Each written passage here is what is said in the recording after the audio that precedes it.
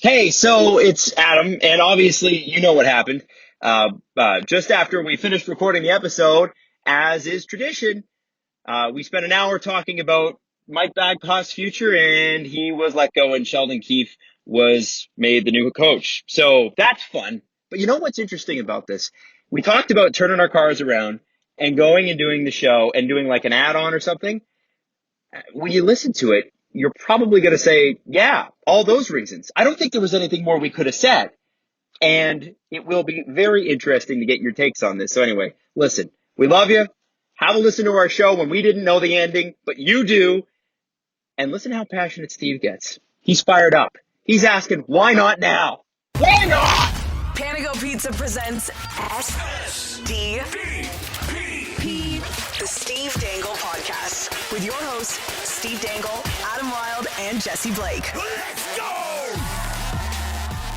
Talking about people, I just ignore them, but they keep on saying we laugh just a little too loud. Are we good? Oh, Now no, sing- we're great. Now sing Bodak Yellow by Cardi B. I'll just whisper Cardi a bunch of times. No. I want Steve, word for no. word. You don't No. dance now. You make money moves. Ah! Okay? Yep. So, Well, Adam, you see these. uh-huh. These is red bottoms. These shoes have blood on them, as she says. Yes. Nice. Quite violent lyrics. Nice. Well, Truly a fun conversation we are having. hey, When do we start recording? remember when Adam Wilde laughed at Steve Dangle for saying the Sens were catching the Leafs? Ha! Well, they're 3 points back with 2 games in hand. That's from Jesse Turner. It's funny. Canada it's got one team that's steady, 3 teams on the up, 3 teams on the down. Montreal's on the up, Winnipeg's on the up, Edmonton's on the up. Vancouver's on the down, big time. Calgary's on the down, big time. Toronto is on the down, I don't know, the biggest They're time? the most disappointing team in the National Hockey League. Yeah, and you know what? You know who called it? Our girl, Christina Rutherford. Christina Rutherford, And- 100%. Even if Yep. they were top 2, top 3 in the division, people would still call them disappointing. Because the expectations were that high. They've lost 6 straight games, guys. Yeah. Stop sugarcoating it. Stop telling me what happened to Are You In? But let's talk about who wore the crown. Woo! It's gonna Why be a not? fun one. Why not talk about it? Why not? Why not pour yourself and a friend a crown royal? Because we're going to talk about who wore the crown, where we talk about the Leaf, who gave it their all.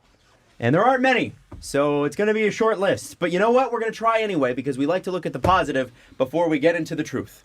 And that's all brought to you by your friends at Crown Royal. We love them. They love you. Live life generously, and life will treat you royally. Let's get into it, Steven. Going first is always hard because I got to think about who you're going to pick. I think I know. Don't. Just go with whomever. Then I am going to say Austin Matthews. Wow. I know. Interesting. Because the pressure was on him last night. I saw Brian Hayes had a tweet like, it's time for the $11 million centers to step up. Tavares took a terrible penalty. Yep. That was pretty dumb. But like Austin Matthews, I see him go out there every shift now through the entire losing streak and dating back to the win streak because that was very abrupt. Every shift, he's just trying to carry the team on his back. And what he's discovering is he can't. It takes far more than one player. Except for Connor McDavid. Or even one line. Connor McDavid's a monster. He's got a partner in crime now. He does have Leon. Yeah. But the two of Leon's- them together. Yeah. I'm sorry, Andreas Janssen and William Nylander are not Hey. Leon Draisaitl. They're not. They're Hey, not. But Hey. they're William Nylander. Hay is for horses, Jesse, so... And I'm sure we will get there. But Hey, so are carrots. you know what Austin Matthews is playing like? Red Dead Redemption there, Jesse? Adam said hay is for horses. So are carrots. So are carrots. Apples, too. Apples. Apples too, yeah. Yeah. How about these apples? Bloody. What was his name Shoes have again? blood on them. What was his name again? Arthur What? Morgan? Yeah. What happens if Arthur Morgan shoots What a is guy. this? Remember the YouTube? What happens if Arthur Morgan shoots? What's the? I'm gonna report you for this murder. Can you guys explain what's happening? No, the YouTuber though. The YouTuber who does the baits Oh, you into things. you're talking about Mr. Boss, what the fuck, or whatever his name is. Arthur Morgan is. Arthur Morgan is the main character in Red Dead Redemption. Okay, I've if you never haven't played played Red Red Dead Dead. Redemption, Jesse, I'm assuming you haven't. I have not. Oh my god. No. That's all I have to say. But I have to start again because I stopped playing it for 7 months because of the baby. And now it's like I'm getting back into video games every once in a while. And it's like, if you want to get back in, you've diminished your skill. So now you can't even play to the skill level you were at. Yeah, and it's not a hard game. No, but it does take. It's like 60 hours of gameplay. Yeah, it's a lot. So while you're not playing, your game is being diminished? Your skill? No, I just diminished. I Oh, suck. your skill. Okay, I thought it was like Animal Crossing, where your game is playing. Oh, when is you're that not- actually a thing? Yeah, Animal Crossing. Your game is the world in the game is still playing. It never stops? It never stops. The world still exists. Never yeah, played yeah. it, man. Did you ever have it for N64 or sorry, GameCube? No, I never did. No, unbelievable game. Really? Yeah, yeah. Is it still online? I bet it's online now. Yeah, I don't think. I don't know. I think they came out with the 2. I don't know, but Whoa. back then it doesn't exist anymore. The servers, I Wow. don't think, because GameCube shut down. It's But- crazy. Have you Anyways, ever- I'm sorry, distracted. continue. It's just a barren wasteland now. Well, there Anyway. are games that people go back into where there's like nobody playing them anymore. So it'll be one person drops in and it's like games that are 20 years old that were the original like internet games. But the server's up. Yeah, and like video game sites will like do like, hey, the servers are still up. Like, here's what we found, and it's pretty sad, and it's kind of neat. And it's games you've never heard of, but they had at one point a thriving online community, and they moved on. So Animal Crossing is coming out for the Nintendo Switch in 2020. I want to Switch so bad. I Anyway, sorry, I let's want move it on. just for Animal Crossing. Yeah, well, can we play Animal Crossing together? That's Yes, my we question. can. Oh, Yeah, and yeah. yes. Anyway, you say Austin Matthews trying to keep this team on his back, almost like Animal Crossing. And that's my answer. That is your answer. I say Jason Spezza. There it is. I got it right. Jason Spezza, who apparently couldn't play in the NHL a couple weeks ago, Oh, my God. who very much can play in the NHL. And that wrist shot is a goal scorer's wrist shot. That when that went in, it was like, whoa. NHL vet. Yes, but there is very few people in the world that have ever been able to shoot a puck like that. Like, you Right. think about that, and I'm not saying that he's the only one in the league that can do that. He's not. But, like, you think about the amount of people in the league that can shoot something like that at that speed, that accuracy, and that level. And it's just over the course of time, I think those wrist shots really and truly developed in the last 20 years because of the stick differences. Yeah. And I don't think there are many people who can do that. There just isn't. No, and Spezza, he's one of those old guys in this league who you think he sucks just because he's a little older and slower. So does Mike. Yeah, well, so does Mike. You forget the hands are still there. Yes. Still there. Those never really go away. No, and you know, maybe he processes the game a little different, can't get around as much, but the hands are still there, and we've seen him destroy a few guys this year. This was a tweet from Berezin_goal. Man, good Twitter follow. Jason Spezza with 2 points tonight. Nick Shore has 2 points in 20 games this season. And that's the... It doesn't... I don't know. I feel a little bad for Nick Shore and all this because it's like battle lines were drawn, but like he had nothing to do with it, really. It's Babcock, though. That's who we're talking about. We're not really talking about Nick Shore. No. Oh, and Freddie Gauthier, and there's a lot. There's a lot. Yeah, But let's get to... We'll get to it. We'll get to it. Let's get to producer Jesse. I'm dying his to see pick. how you pull this one off there. Finds Matthews in the slot. Puck retrieval on the rebound. Strips Stone. Strips Engvall cleanly, but without being physical. So this isn't good, apparently. Seam pass to Muzzin, who muffs it. Another one of those shifts by William Nylander they don't show you. Mm-hmm. That's from Mostly Leafies on Twitter. Man, these names are getting crazy. Pretty good. Who pointed out that in a one-goal game at 18:38 of the third period, William Nylander is still out there trying. Unlike so many of the Leafs on this team, at least one beautiful Swede from Calgary is still giving the most effort. The most. The most. The That- mostest. Who deserves the crown from me this week. I can't wait for William Nylander to play for the Canadian Olympic team.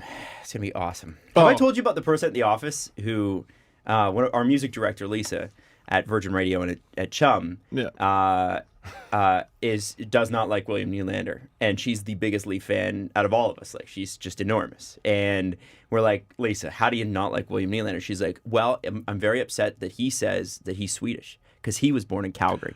Oh, he's getting the Brett Hull treatment. Yeah, and she's like, that Interesting. is crap right there. She's like, he's a Canadian, and he should act Canadian, and you should tell everybody he's Canadian. She's very proud of being Canadian. Yes, very patriotic. Yes. Yeah. So the fact that he plays for Sweden and doesn't really talk about being from Calgary. Yeah, Now, she she's doesn't not like the that. annoying patriot though. She's not going to rub it in your face. But she, like, for Canada Day, will wear like full on Canada gear. And That's stuff. a Loves the holiday country. for her. Yes. Unlike the rest of us who were just like, hey, free day off. Yeah. She's like, actually, we're going to honor the country today. Right. Which is the correct way to go about it. It's nice. It's nice. Because, for our American friends listening, you don't know what this is like. Yeah. But imagine the 4th of July if nobody cared. That's what Canada Day is. It's like Canada Day is the second most important thing on Canada Day to most Canadians. Right, Yeah. right. It's also free agency. That's exactly it, right? That's exactly And what sometimes it is. it lands on like a Wednesday. So you go to work Monday, Tuesday, and then Wednesday you're off, and then Thursday, Friday you're back at work. Yeah. But America, if the 4th of July is on like a Wednesday, they're taking that whole week. It's like the 4th of July month. Yeah. Americans do holidays right. Way better. Way better. Oh, than yeah. we do. Thanksgiving, you're allowed to literally disappear for what Well, seems also, like a week. They have This week. They have Oh, the is it correct, this? Yeah, it's this week. They have the correct placement of Thanksgiving. Oh, yeah. Well, I think dinner comes before dessert. That's See, how I look at it. That's a good way to look at it. And the reason Canadian Thanksgiving is so early is because we a winter colder? and the harvest ends sooner. However, Is that the real reason? that's the real reason. I assume so. Yeah. The Farmer's Almanac? Nope. Screw the Farmer's Almanac. It's full of bullshit. Stop subscribing to that shit. No, I get so mad. If you ever want to get Adam, ever want to get Adam Wild worked up, bring up the Farmer's Almanac. Okay, first off, Adam, what do you think about invading Russia in the winter? That's who are the Crown for this week. Brought to you by, as always, Crown Royal. Next time the puck drops, why not? Why not? Live generously and treat your friends, your Leafs crew, everybody that you know to a Crown Royal Old Fashioned. Please drink responsibly. And let me tell you this: every time a blog Tells in you to Toronto invade Russia during the winter. wants you to click on their article, they'll quote the Farmer's Almanac. They won't go to the Weather Network. They won't go to any of the other news weather services that we have. No. Environment Canada, whatever. It's No. Farmer's Almanac says we're going to have a snowy winter. Whoa! That's crazy. And they every winter they're like, wow, this winter is going to be snowy and cold. No effing way. No. Oh. Wow. And yet people still quote it. I don't get it. I don't know. This Crap. winter, it's going to snow exactly once, and it will be purple. Like, that's interesting. If you predicted purple snow, then I'm subscribed. I will buy your magazine every year. I would like to hear more of what you have to That's say. right. Adam, if so many outlets use the Farmer's Almanac, Nobody uses the Farmer's Almanac. they except for all do. crazy As you people. just said, Crazy every people. year we get a whole bunch of articles about the Farmer's Almanac. So they must be doing something right. No. Clickbait. It's clickbait. You know what they came up with today or this year? Their word for how cold our winter's going to be? They called it a polar coaster. That's what they called Oh it. my God! You know why? Because you'll click on the headline that says polar coaster. Yeah, you know I'm right. Stupid. Google polar coaster. I'm serious. Serious. Look it up. I don't want to. I No. don't know why you hate the wonderful people over there at the I Farmer's don't like Almanac. people misleading other people. It bothers me. It really bothers me. Well, how about we turn to one Jesse Blake Uh-oh. for saying that William Nylander wore the crown. Oh, did we get that? Did we get that in? He did say where. I did say yeah, that. I already Yeah. had Oh, that yeah. segment, man. Yeah, we already did that. No, I know. Yeah. But you But think it's fake news? I'm disputing it Oh. because he Hold had a on. chance to tie the damn game. Yeah, And the puck hit his stick, and his stick knew that the puck hit it, but William Nylander didn't. And I couldn't help but feel that if the puck was a golf ball, he would have crushed it, and it would have hit the back of the net. why did it have to be a golf ball? Because old clueless Calgarian over there, Yeah. on a 5-game losing streak, now 6, decides it would be a good idea to post a video of him golfing. Yeah, or a with, picture of him golfing. With Janssen, I think it was. I want to say Kapanen. Kapanen? I'm Yeah, one not of them. sure. Yeah. And listen, we've dumped on this in the past where the Leafs were on losing streaks and they were in like California, I think, and they went on a roller coaster. I remember this from years and years ago. And we were like, oh, You have nothing better to talk about. Why are you talking about this? Listen, go play golf. It's Vegas. I don't care if you gamble and get smashed. You're an adult. You do what you want. No, keep going. But get a clue, Willie. Get a clue. Now's not the time. Yeah. Now you've lost 6. No, How about And you Nick, had a chance to tie it and you didn't. No. how about yeah, Nick keep going. Batan's weak ass wrist shot That was going like a mile above the net. and But then, whoa, That wasn't Flower even- with the big save. No. Come on. No, I think I'm on Steve's side here, totally. I I bet you are. think Finally, you've seen the light. posting an Instagram story is the reason they lost. It's not the reason. But like, okay. No, that's Jesse. reasonable, Steve. You ever have a friend that you vouch for all the time, and your friends Yeah. are like, I don't Steve know. Dangle. I still don't. Exactly. I tell you everybody try he's to a vouch- reasonable guy. You try to vouch for Steve. No, he's actually cool. And then I go and do this. And I go and scream on my podcast. You do what? And it gets harder and harder to defend you. And you're like, Steve, can you help me defend you? I wish William Nylander would repay the favor. Just once. No, Just once. posting. You know what? You're not wrong. I know I'm not. Yeah. Nor have I ever been. Wouldn't it be nice? And I hate to be this guy. If William Nylander could step up in the clutch at one point in his career, Identify where the puck is at any given moment. I just like. What and is you know what? happening and right he had now? a great game. I honestly, Who I think he had a are great you? game. I He was agree. hustling on the forecheck. I agree. He's good at No. breaking up I agree. breakouts. So the focus of the game right now He had an is opportunity to tie the bastard, and he didn't because he didn't know where the puck was. okay. A defenseman Yeah. named Tyson Barrie tried to take a puck up ice. Yep. And got stripped. Yep. And the puck what is in the back of the net Yes. that directly led to the game being lost by the Leafs. Yep. And yet the problem here is William Nylander posting an Instagram story on his day off. That's not a problem for Jesse, me. I would like to apologize. That's the problem here. I would like to Not apologize. Tyson Barrie having a turnover in Oh. the middle of the ice where he shouldn't be that led directly to the game-winning goal. Fellow Canadian Tyson Barrie, just like William Nylander, I would like to apologize for the miscommunication. William Nylander is merely the moose-bouche. We will get to don't know Tyson what that Barrie. means. Don't know what that is. Appetizer.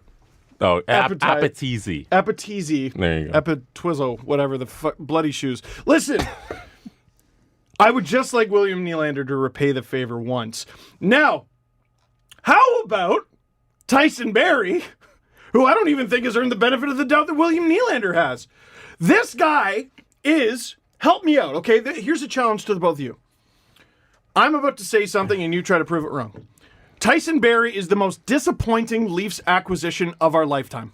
Larry Murphy. Really? No, well, I think older fans would say Larry Murphy. I but think they would and they would be wrong. they would be wrong because Larry Murphy was actually pretty good with Yep. this. Yeah, I Think no, I recent years. They've been pretty I think shitty recent years. Dmitry Kristich is the worst acquisition. Dmitry actually. Kristich. That guy was like a 30-goal scorer. Let's and look it then- up. Let's look it up. We're gonna here bring up the stats for Dmitry Kristich there, Jesse. I think I remember him fondly because he was good in the video games. Yeah, and he wanna was good say- in Boston. Oh, everyone's good in Boston, Adam. I thought course. you knew that. Yeah, that's true. So here's the deal. Charlie Coyle's a damn got it here. superstar. He goes from 2 29-goal seasons in a row, and in fact, he was coming off a 29-42-71 series. And then the next year in Toronto, he misses some time, 12-18. And then the next year, he plays full 70 games, 13-25, 38 points. And they finally traded him to Washington. He played 2 more seasons, and he stunk up the joint. Yeah. Wow. One of the worst Disappointing. acquisitions. Very disappointing. Adam, that is disappointing. But he's how a many forward. goals? 12? 12? You know the thing about 12 is it's bigger than 0! But I don't Nothing! I don't expect Tyson Barrie to get a goal. I expect him He's to get on piles of pace assists. for less than 20 points. We were talking about this guy being the highest scoring right-handed Leafs defenseman of all time. He's It- supposed it to be has money in the bank for something- 50. It had something to do with circumstance. When you remove a guy from A system that a was number working. one power play unit, 100%. where that's where he racked up the majority of his Yeah, points, I and you don't move him 100% on to. Tyson Barrie. What about No, what not about at all. what about the difference, the chasm Okay. between Mike Babcock and Jared Bednar says throw a pizza up the middle of the ice when you have 2 other options? I have a stat for you. What? Last night, towards the end of the game, when it was already not really out of reach, but out of reach, Mike Babcock finally threw out Morgan Riley and Tyson Barrie. He's done it a couple times. At this point in the game, they generated 7 shots for the Leafs God. and 0 Wow. shots against Yeah. for the Vegas Golden Knights. So we should probably never do that again. How I don't think we should be yelling at Tyson Barrie for No, I agree. his season so far. I agree with that. He hasn't been put here in a position to win. Well, and the Perry Dermott pairing, which I was excited to see, was terrible and cost him the game. And I mean, poor Dermott. Like he's the last Leaf back there on that Nosek goal. He's got no shot, and he's completely unprepared for the moronic thing his defense partner did. There's no other way to put it. Nosek, by the way, went 14 games without 15. a point. 15 games without a point until the Leafs decided we're like, hey, you can get your point here. It always happens against the Leafs. Yeah. Like, That's dude, just a thing. if you're on a slump, if you're a Bruins fan, if you're a Sens fan, if you're an Islanders fan, if you're a Habs fan, like, just don't. The one favor I'll ask of all of you is just let the Leafs up for a breath every now and then while you just repeatedly shove that head in the toilet. This joke of a franchise. I'm so sick of. I've never been in this position. Where I realized today, I've never been talking about the Leafs on their way down. You know what I mean? Well, we did sort of have a playoff team once that went on, lost didn't win a game in 20. That team was trash. That team was. but they were in the playoffs. They were in the playoffs, and then but they didn't were win one of their trash. last 20 games. So that was on the down. Yeah. Wait, which team are we talking We're about? talking about I think 13-14. Yeah. That was our first full season, my friend. Yeah, but I never really believed in that team. I think we did a little bit. We were talking about Montreal, Toronto potentially matching up in the first round. Potentially, yeah, because that's what we hoped and dreamed for, Adam. Yeah. We hoped and dreamed for fun first-round matchups, never actually believing anything. I genuinely believed the Leafs had a shot at a cup this year. Yeah. And lost. The expectations have never been so high. They've and never been so high. Never fallen so far short. And they haven't beaten a team of consequence since April. Yeah. Yeah, the They last team they beat that was suck. good was Boston. Yeah, in Game 5. Now, The in Toronto regulation. Maple Leafs suck. I'd like to bring up a couple things that are scary. Scary. First scary thing, they've allowed first goal in 18 of 23 games.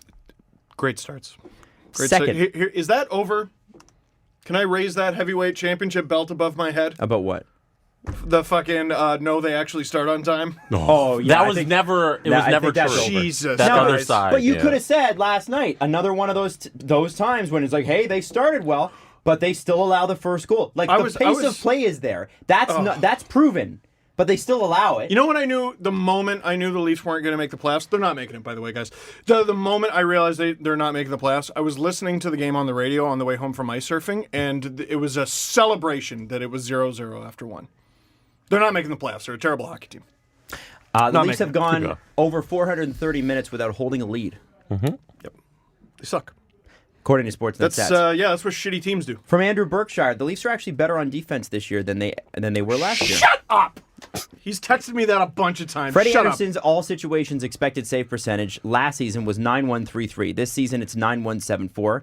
Every game he's facing 2 fewer high danger shots, 2 fewer passes to the slot, and 1 screenshot less. The Leafs are better defensively. No. The problem is the sacrifice they've made to offense. Because if you look at their offense, they're in the top 10 in scoring in the NHL, but the differential is -9. And to be honest, how many of those hang on, goals- hold on. When you have Matthews, Marner, Tavares, Nylander, and everybody else up front, you should be in the top 3. Like, the Washington Capitals are walking away. They have 89 goals already. The Leafs have 73. And I think their next closest is like 70. Like, they've got their next closest is like in the 70s, and then it's the Caps. But the Leafs should be right there with the Caps with goals. The Leafs must lead the league in scoring when down by 2 or more goals.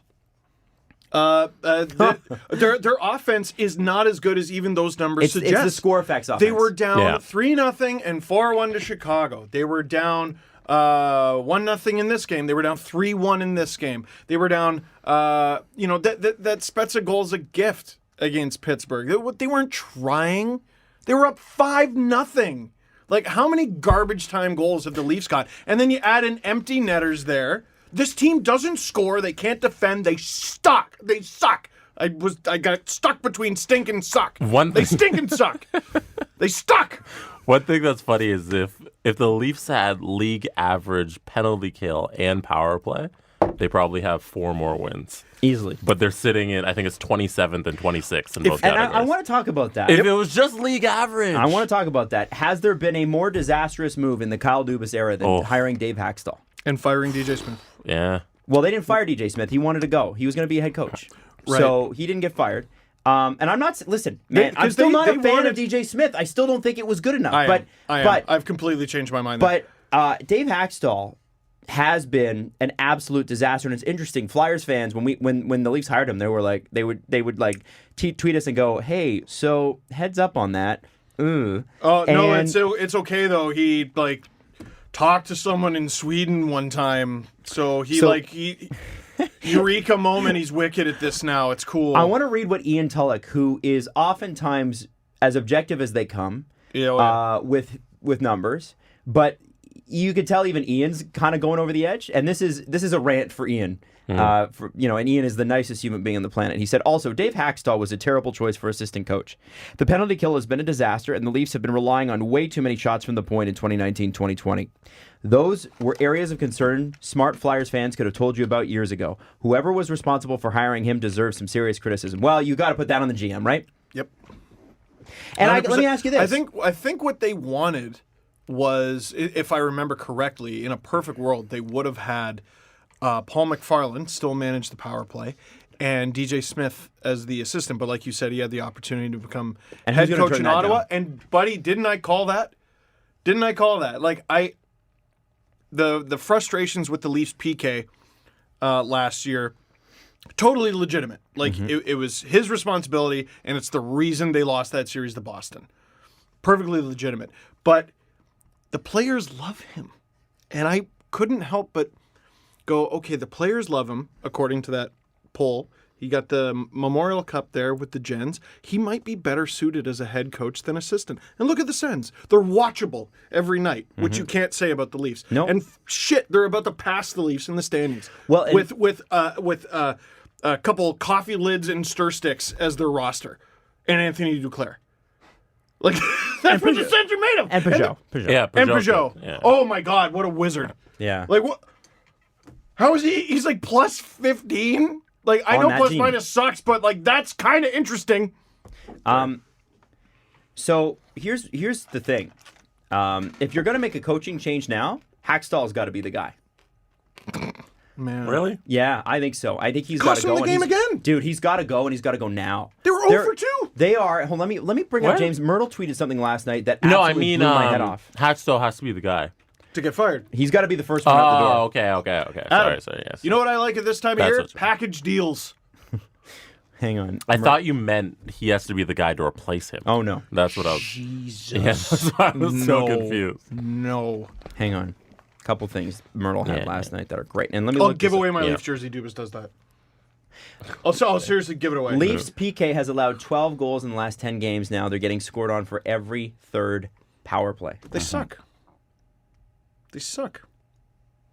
It's okay, though. Have Nick Shore take those faceoffs. They are the Leafs, and this is after the first game, guys. After the first goal, because both the first 2 Vegas goals were power play goals. Yep. Leafs PK is at just 69% effectiveness over the last 10 games. That's not nice. I mean, it's nice, but it's not that nice. You know, it turns out power play goals count. Weird, right? Weird. And Turns out so, they count. like, if you're looking at the team objectively at this point, like, you could say what you want about Mike Babcock, and I'll probably agree, but I have to say, Dave Hakstol unequivocally cannot coach in this league. They got to move on now. Like, if you're going to make a mistake, make it quick. No. That's always my thing. Make a mistake quickly. And that's not an overreaction. The numbers are there. Don't keep him the entire year. And like, difficult schedule, injuries. Always an excuse. Back-to-backs. Yeah, I know there's always an excuse, but like, I think the fan base is reasonable enough that they could have a record similar to the one that they have now. But if they had just been playing adequately, if their power play, their power plays, it's fine. It's No, not, but their the power play last- should be better. Should be fucking lights out. Is it what should really be. should. I think be. it's 18th overall in the league right That's- now. 18 or 16, it's something. I look it up. average. But It's not good enough. in this losing streak, the last 16 games where they have 2 regulation wins, it's the bottom. It's like It's 26 terrible. Yeah. in the last Okay. 18 in the last 16 games. There's no So that's not excuse. good enough. And their Yeah. power play, their penalty kills garbage. Hyman's back. Wasn't that supposed to be the cure-all, everybody? Oh, Marner's out. It's always fucking something. You know what I mean? It's a bad hockey team. Real question. Is what it is. It's a bad hockey team. Serious question. Riley and CC, first pair. Are they actually, or are they the third pair? They're not committed to change. They wouldn't break them up. And like CC had honestly one of his best games of the season And he against still Vegas. Yeah, well, a good game for CC is he doesn't screw it up. Yeah, but he did. That's the point. Shit. But he did. Yep. Because when they were on the cycle in there, like you guys saw the tweets where Cody Ceci, where offense goes to die. Yeah. It's Like what was it? Ray Ferraro? Somebody said he's got a toolbox like Brian McCabe. I'm no, like, man, it's Damien Cox. Damien Cox. And it is He's got one of away. the. What the fuck is Damien Cox talking about? No, Adam. Literally one of the best offensive defensemen on this team in our lifetime. Cody Ceci, one and the same. It's like the Spider-Man meme. That's right. Like, yeah. Well, he has one goal. And Damien Cox was like, I guess you guys are going to blame the coaching. Or no, he said, let me guess, it was coaching after this one too. And I wrote back, I'm like, you're so great coaching. fucking smart. Great Shut coaching. up. Listen, I'm serious. And Kevin Papetti was the first one to float this, so I'm giving him full credit. But I think Riley CC are objectively the worst pairing on this team. And what I don't find Barry Termit was close. What I find awfully funny is that when other players underperform, Babcock sits them. Why hasn't he sat these two? And I include And Morgan he said Riley they were in that. good. Do you see that thing with Mark Masters? They weren't good. Babcock's doing a bit at this point. He's doing a bit. He quit weeks ago, and he's just fucking with us. Seriously. Not seriously. No, seriously. Like, mentally, I think he's doing a bit, and this is performance art. He's Joaquin Phoenix from a few years ago, just screwing around on Letterman. I honestly think he's doing some man on the moon Jim Carrey shit, because there's no way he's serious. There's no way. Now, he bets on Mike Babcock, do you? He bets no, get out of here. We're done. I was done here a long time ago. And again, like what Mike Stevens said, you don't luck into 700 wins. But this team does not play the way that it played 3 years ago. Yeah. It's still, we're done here. Joel Quenneville, man, they brought up a stat on ice surfing yesterday. Did you know that Joel Quenneville, I think he just won his 900th game. Mm-hmm. You know who he has more wins than? The Florida Panthers franchise that started in 1993. That's insanity. Even more insane, he got fired last year. Mm-hmm. That, to me, is the Gretzky got traded of coach firings. Why is Babcock so sacred? Well, and he got fired because the general manager goofed up and traded one of the most valuable players in the league for a guy who can't hang. Well, right. and it was I mean, that was Stan Bowman should have been the guy gone. Well, sorry, but like and the teams, but he wasn't. But he wasn't. I don't know how. I don't know how Stan Bowman is like. I don't get that at all. I don't understand how. What was Joel Quenneville supposed to do? And look at the Florida Panthers this year, 11-5-5 with garbage goaltending. Yeah, one of the worst goaltending one of the worst. Like Bobrovsky's been awful. They're spending $10 million on one of the worst regular goalies in the NHL this year, and they're still winning hockey. They could have hired me, and I probably would have had similar stats. It's that bad. Trent. Trent from the Easter Seals tournament. Yeah, exactly. Holy shit, that guy was amazing. Quenneville got fired last year. I don't understand why Babcock's so sacred. I guess you can't do it in the middle of the road trip. They got Arizona Thursday, they got Colorado Saturday, and then goodbye. And then Buffalo next week. They got 3 days off, though. All right. Well, 3 days that's off when after everybody Colorado. speculates it's going to happen. Now, Ian Tulloch made another good point in his article for The Athletic, and he said, next 3 games, that the word is, and lose them all, get Brian fired. Burke said, we're done. The Bab clock has started. And I tend to believe Brian Burke on stuff like that. We don't know what it's like to be a GM.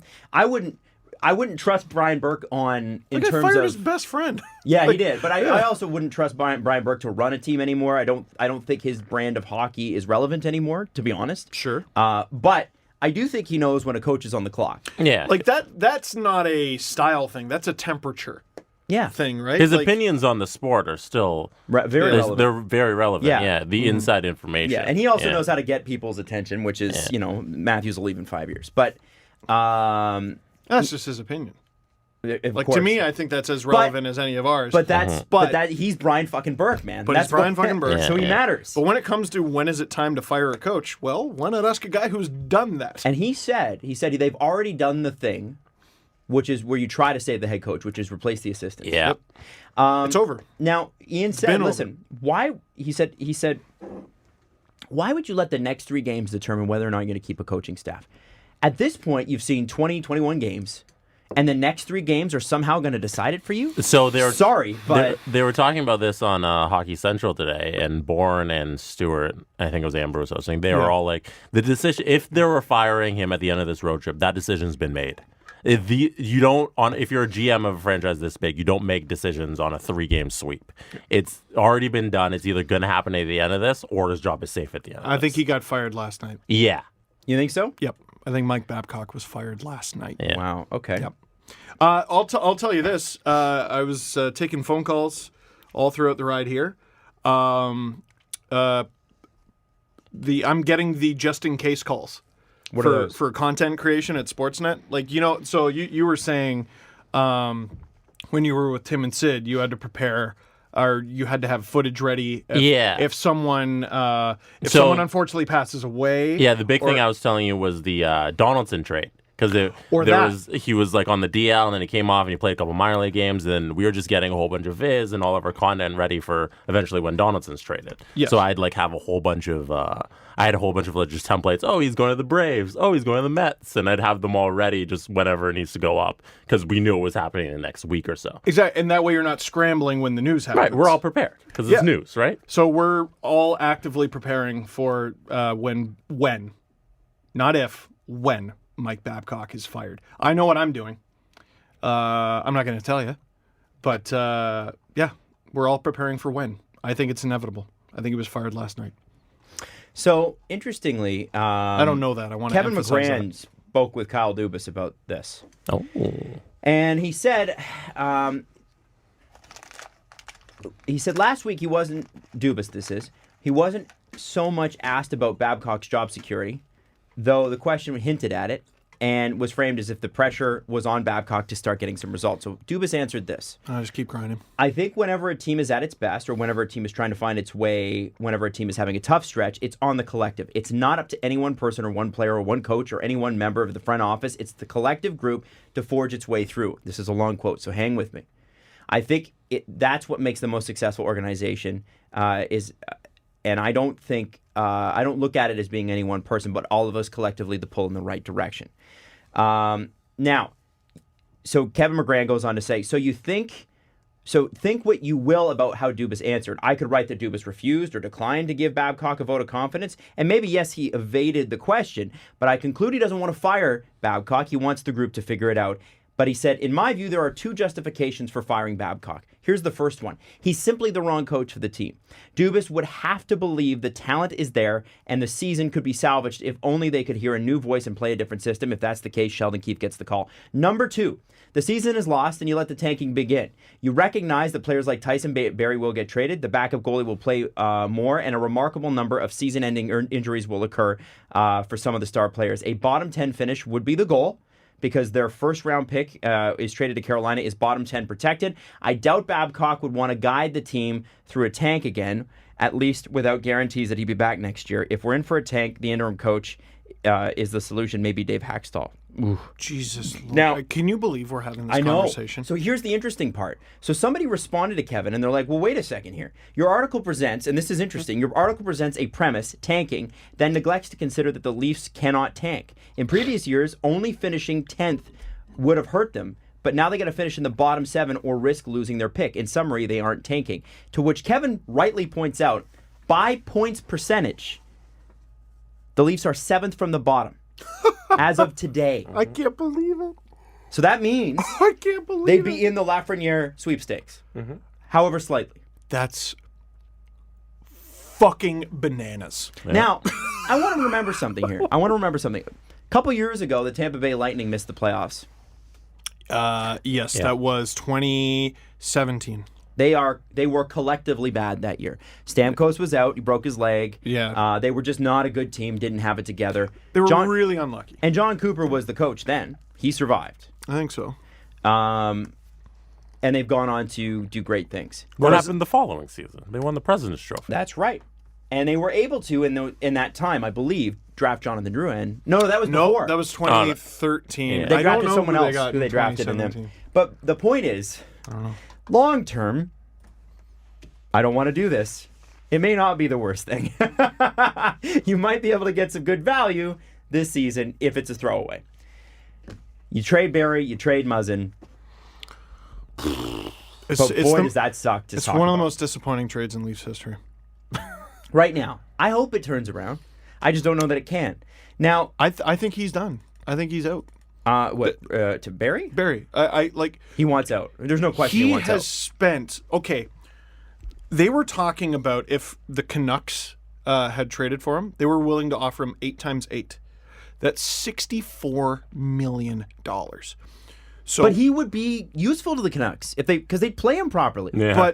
but we're talking about he has spent this year with his inability to do anything.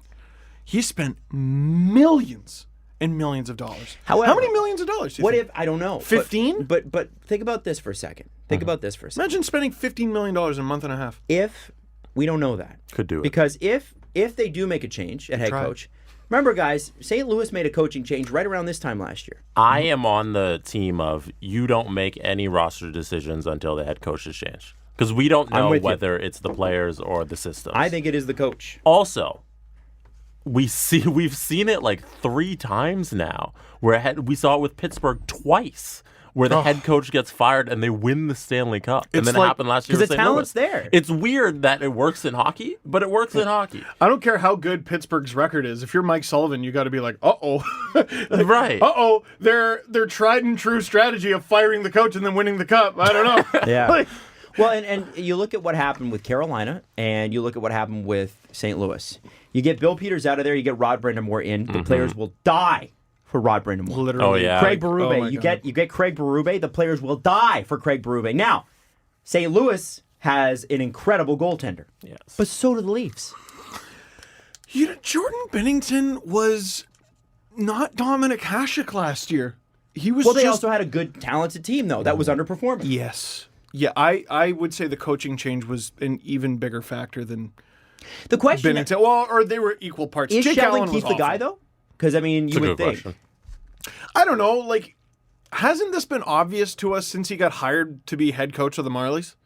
You know what I mean? Like, This feels as obvious as Paul Maurice did when he took over for Pat Quinn. Even Yes. though that was that wasn't, he was okay. I think it needs. You got to give him the shot, right?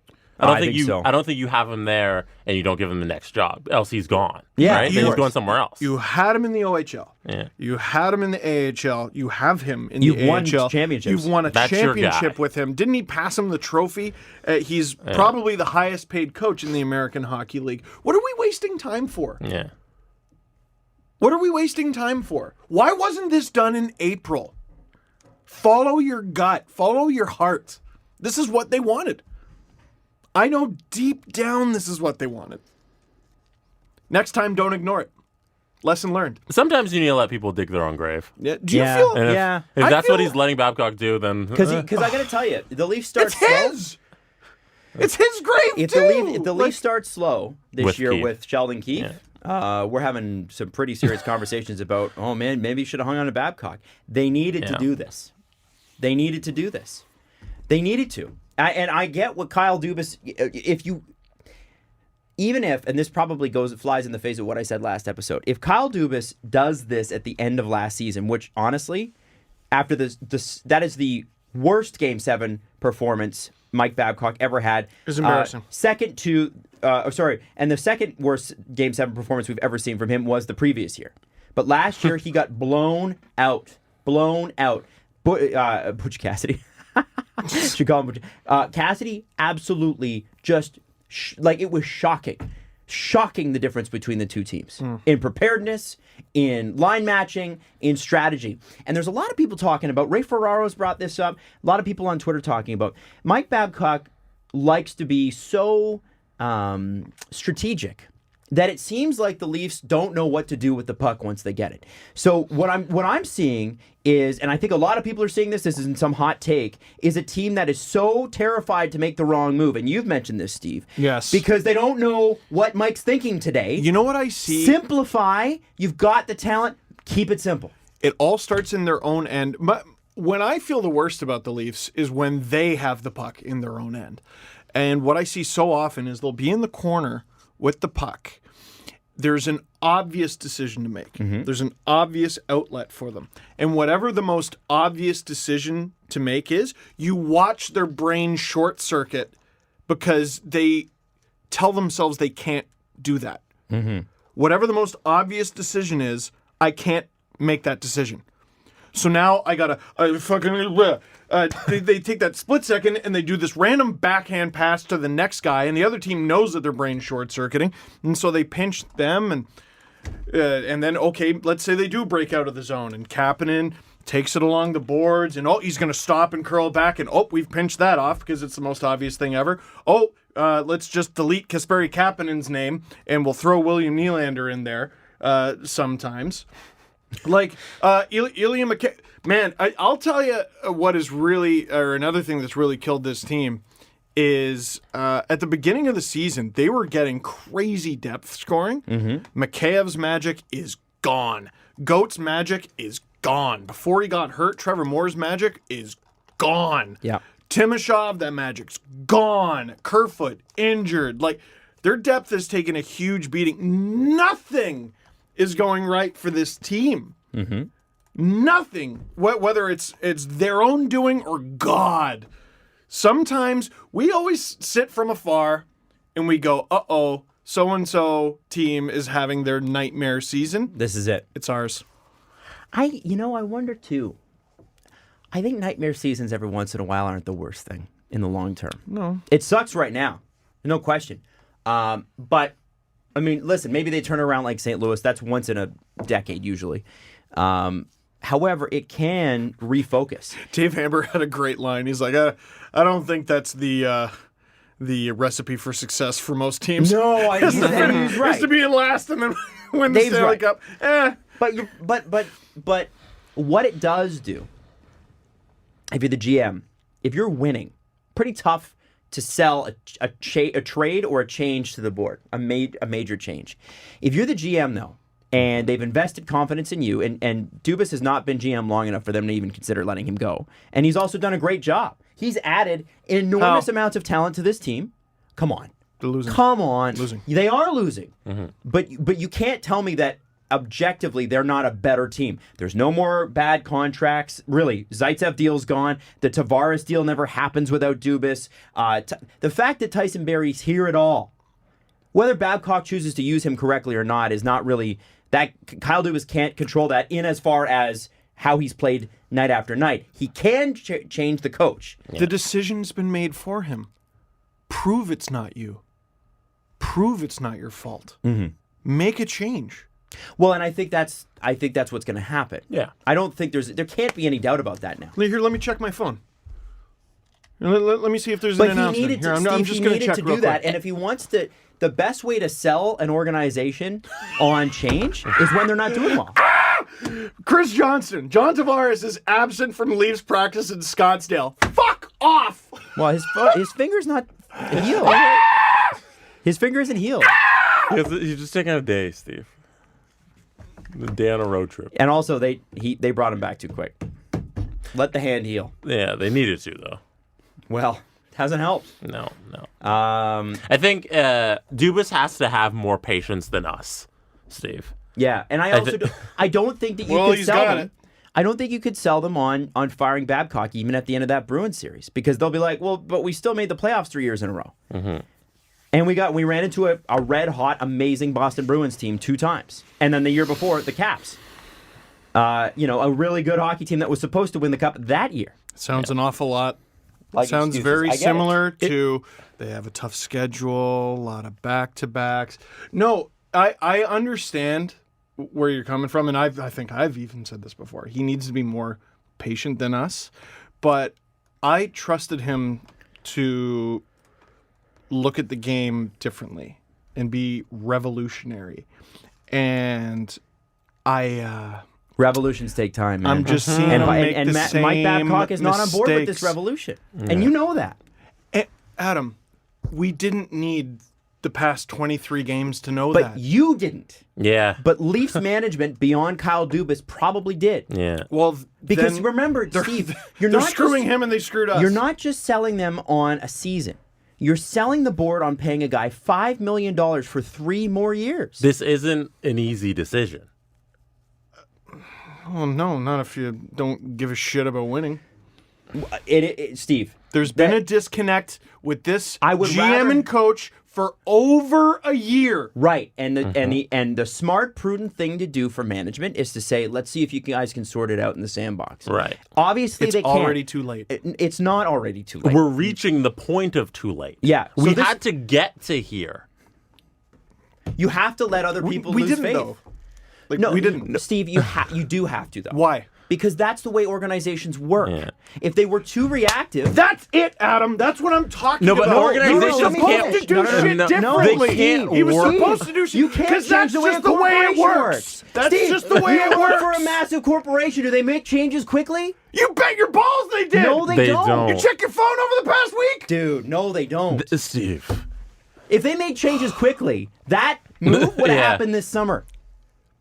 No, that move would have happened 15 years ago. Yeah, dude. I wonder if some people don't wish they did. Do you think? Oh, I'm sure they do. Yeah. But the thing is, If there's a lesson we've learned from the past week, is do that thing you were thinking of doing in the summer. the Sure. point, but you got to remember, that Leafs are a corporation, and they're a part of they've got boards, they've got board members, they've got two corporations besides Larry Tannenbaum who don't like each other, who are also a part of this, and they have to sell them on. Okay, we're going to pay $5 million to sit a coach and do nothing. Okay, now And hang on, now can you stop Any reading of off the- that article from 2005? Any You're talking of- about John Ferguson Jr., right? Any of the moves that the Leafs. Listen, the Oh my Leafs God, it's the in same fucking team. Dude, in the God. past, they were too reactive. They lied to us. They didn't, man. They did. It's 20 games. They got time to turn this around. They do. All they have to do is do the thing. God, we're such Leaf fans. They're not going to do the fucking thing, Adam. Yes, they are. Wait, what do you mean? They're Fire going him? to fire Mike Babcock. Yes, they are. Yeah. Unless he goes on like a 5-game tear, and then they're like, well, shit, I guess we can't now. But yeah, they're firing Mike Babcock.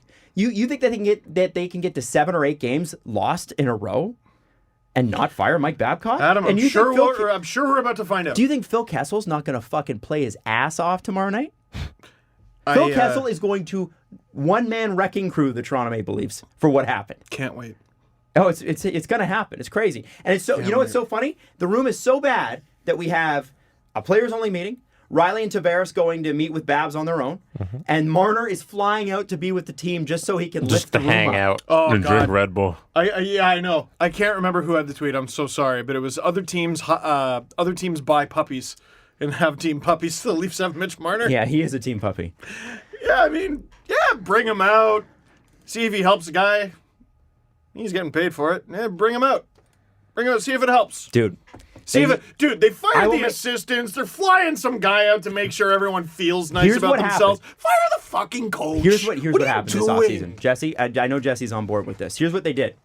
Dubas said, I think we got to make a change of coach. And they said, we're not going to change Babcock, but we'll meet you halfway. Why don't you, we got one assistant leaving. We got the other guy that you're not thrilled with because the power play's not good with that much talent. Why don't you find 2 new assistants? We'll do the same thing every fucking team does. Dude, you got to give it more time. Every You team. had to give it more time than that, but I think now we've reached the point where, I think they've made the decision already. They're not different.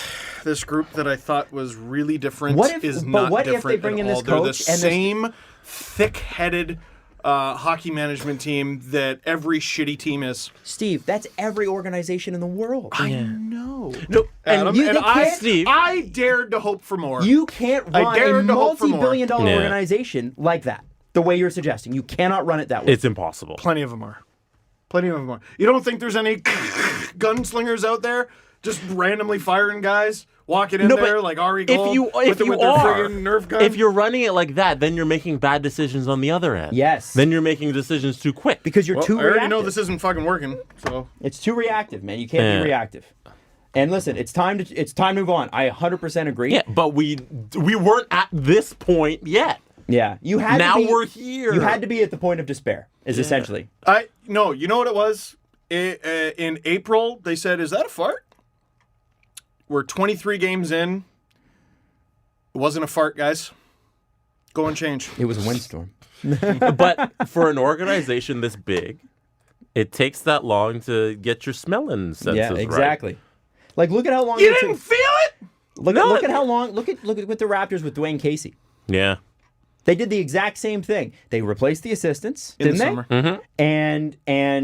And he still would refuse to make adjustments in the playoffs. Refused. Yeah. He was a lot like Mike Babcock. Well- And what he did, which was great, was he instituted a system of accountability, which Mike Babcock did too. The Leafs didn't have any of that before Mike Babcock. They are still better than where they were. Sure. However, Sure. it was it was time, a low bar, but sure. It was time to move on. Nick Nurse came in and said, I'm just going to let the guys play.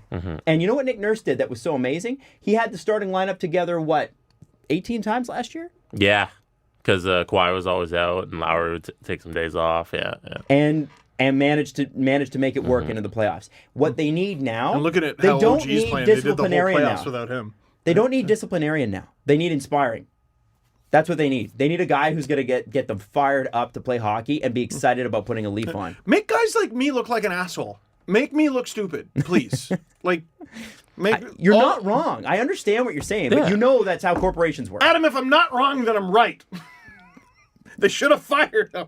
They should have. But you have to get to this point to get conservative guys who are, I've been in business for years and it's almost like you have to wait till it's so close to the edge that you're going to fall off. Yeah. You need to go too far to bring it back. Bingo. Yeah. You got to prove a point. And this is a good thing. The Leafs are losing. Kyle Dubas can now sell management on a plan because he can say to them, listen, we're not getting the results. Let me do what you brought me in to do. Or this one's on you. And I hope that he sincerely does. I think he's bold enough to do that. I think he's confident enough to do that. Let's see it. But then it's on Kyle. I think they might be believing the quotes on their Starbucks cups, and they're just going to work hard and get out of this. Mike Babcock did say, let's keep grinding. Oh, my God. It's that's what it's he's gonna nauseating. say. No, it's Imagine terrible. being in that dressing room and just hearing that every day. Oh, you'd be done. I think they're done. Let's also not forget that Brendan Shanahan played for Mike Babcock. He knows who he is. So Did he play for him? Yes, in Detroit. Did he not? I don't know. Didn't he play for him the last year of his year? I don't know. I think I'll he did. He double-check. played most of his Detroit time with Scotty Bowman. I think. Right. Yeah, but his last season in Detroit. And then he went to the Rangers or something, I right? wouldn't be, something like Yeah, that. okay. Hey, guys. Well, and Brendan Shanahan knows what a winning team looks like. Is this Yeah. it, Brendan? No. I don't think so. I think you know. 05-06 last year in Detroit. When I did think Mike Babs. Babcock? When did Babs join them? 06, 07? I don't know. Let's I look don't that know, up. because Babs was with that 2003 Ducks team. Mm-hmm. He was there for 2 years and then went to Detroit. So his career began with J.S. Jaguar pulling off one of the best 05-06. playoff There you go. So they did performances play. ever. This last year, like I said, Sorry, I'm not. We've gotten things wrong before on this show. I've never been wrong. Imagine I could be a bit cagey. Whomst among us. All right, now. Brendan Shanahan has played for Mike Babcock. He knows who he is. So when Kyle Dubas comes to him at the end of last season and says, hey, I want to fire Babs, Brendan Shanahan sits there. It's like, okay, I know Babs is frustrating. You guys lost again. Run it back for a little bit this offseason. You're gonna go out. You're gonna have this new roster with Barrie and Muzzin. You're gonna try it out for the season, and then we're gonna see how it goes. You did all this work. Let's take a quarter of the season to see if we can waste it. And what? No, we knew this was going to happen. No, we didn't. We know. 100% knew. We didn't know. We that. didn't know Guys, at all. You said they were going to win the Stanley Cup. Yes, come on, How Steve. did you? Okay, you knew they were going to. This was going to happen when you said they're going to win the Stanley Cup. Absolutely. Absolutely. Thank you. St. Louis, Pittsburgh, all of them. As the guy who thought they were going to win the Stanley Cup, you could probably give the team a chance. All right. For 20 games. Is that enough? Now we're here. We got this road trip. It's probably going to happen sometime. If it doesn't happen now, it happens before January. Maybe fire the guy who undercuts you at every turn. Just all this passive-aggressive bullshit in the media. I don't think Mike Babcock's stupid. So, I read his quotes, and I'm just like, he's so disrespectful of his boss. Like, I don't know how Dubas hasn't fired him already, just based on that alone. Well, Forget the fact that he's not the right coach for this group. He undercuts him at every turn. He's not in charge of this hockey team. He's in charge of the bench. That's it. He should have been fired the day of the Muzzin quote. I think In most fields, if we're going to talk about most fields. Yep. In most fields, you can't punch a guy in the face. Well, there's Yeah, that. the NHL's a bit different. it's not. Sports is different. We're talking about board stuff don't versus believe it. quotes in the media, but Right. but I think I know what you're saying. It's a little bit apples to oranges, but yes. And you know what? I think Mike tried to play the political game. I'm not going to lie. a little bit. I do think you Mike's been playing the political game with Leafs management, kind of like, I don't believe in this guy, and I'm gonna undermine it. I do, and I think there's gonna be articles about that when he inevitably gets fired, because you've been getting the calls. I'm sure there are plenty of journalists with some stuff ready to go. I hope Michael Russo leaves the Minnesota Wild and does a deep dive into what the hell happened between Dubas and Babcock, but it's happening. Now, guys, let's switch to something fun. Can we? Yeah, let's try. Let's switch to something fun. Let's talk about Christmas. Let's talk about the holidays. Let's talk about giving Adam a gift. Let's giving Adam a gift, a thoughtful gift, you might say. Who's better than Adam?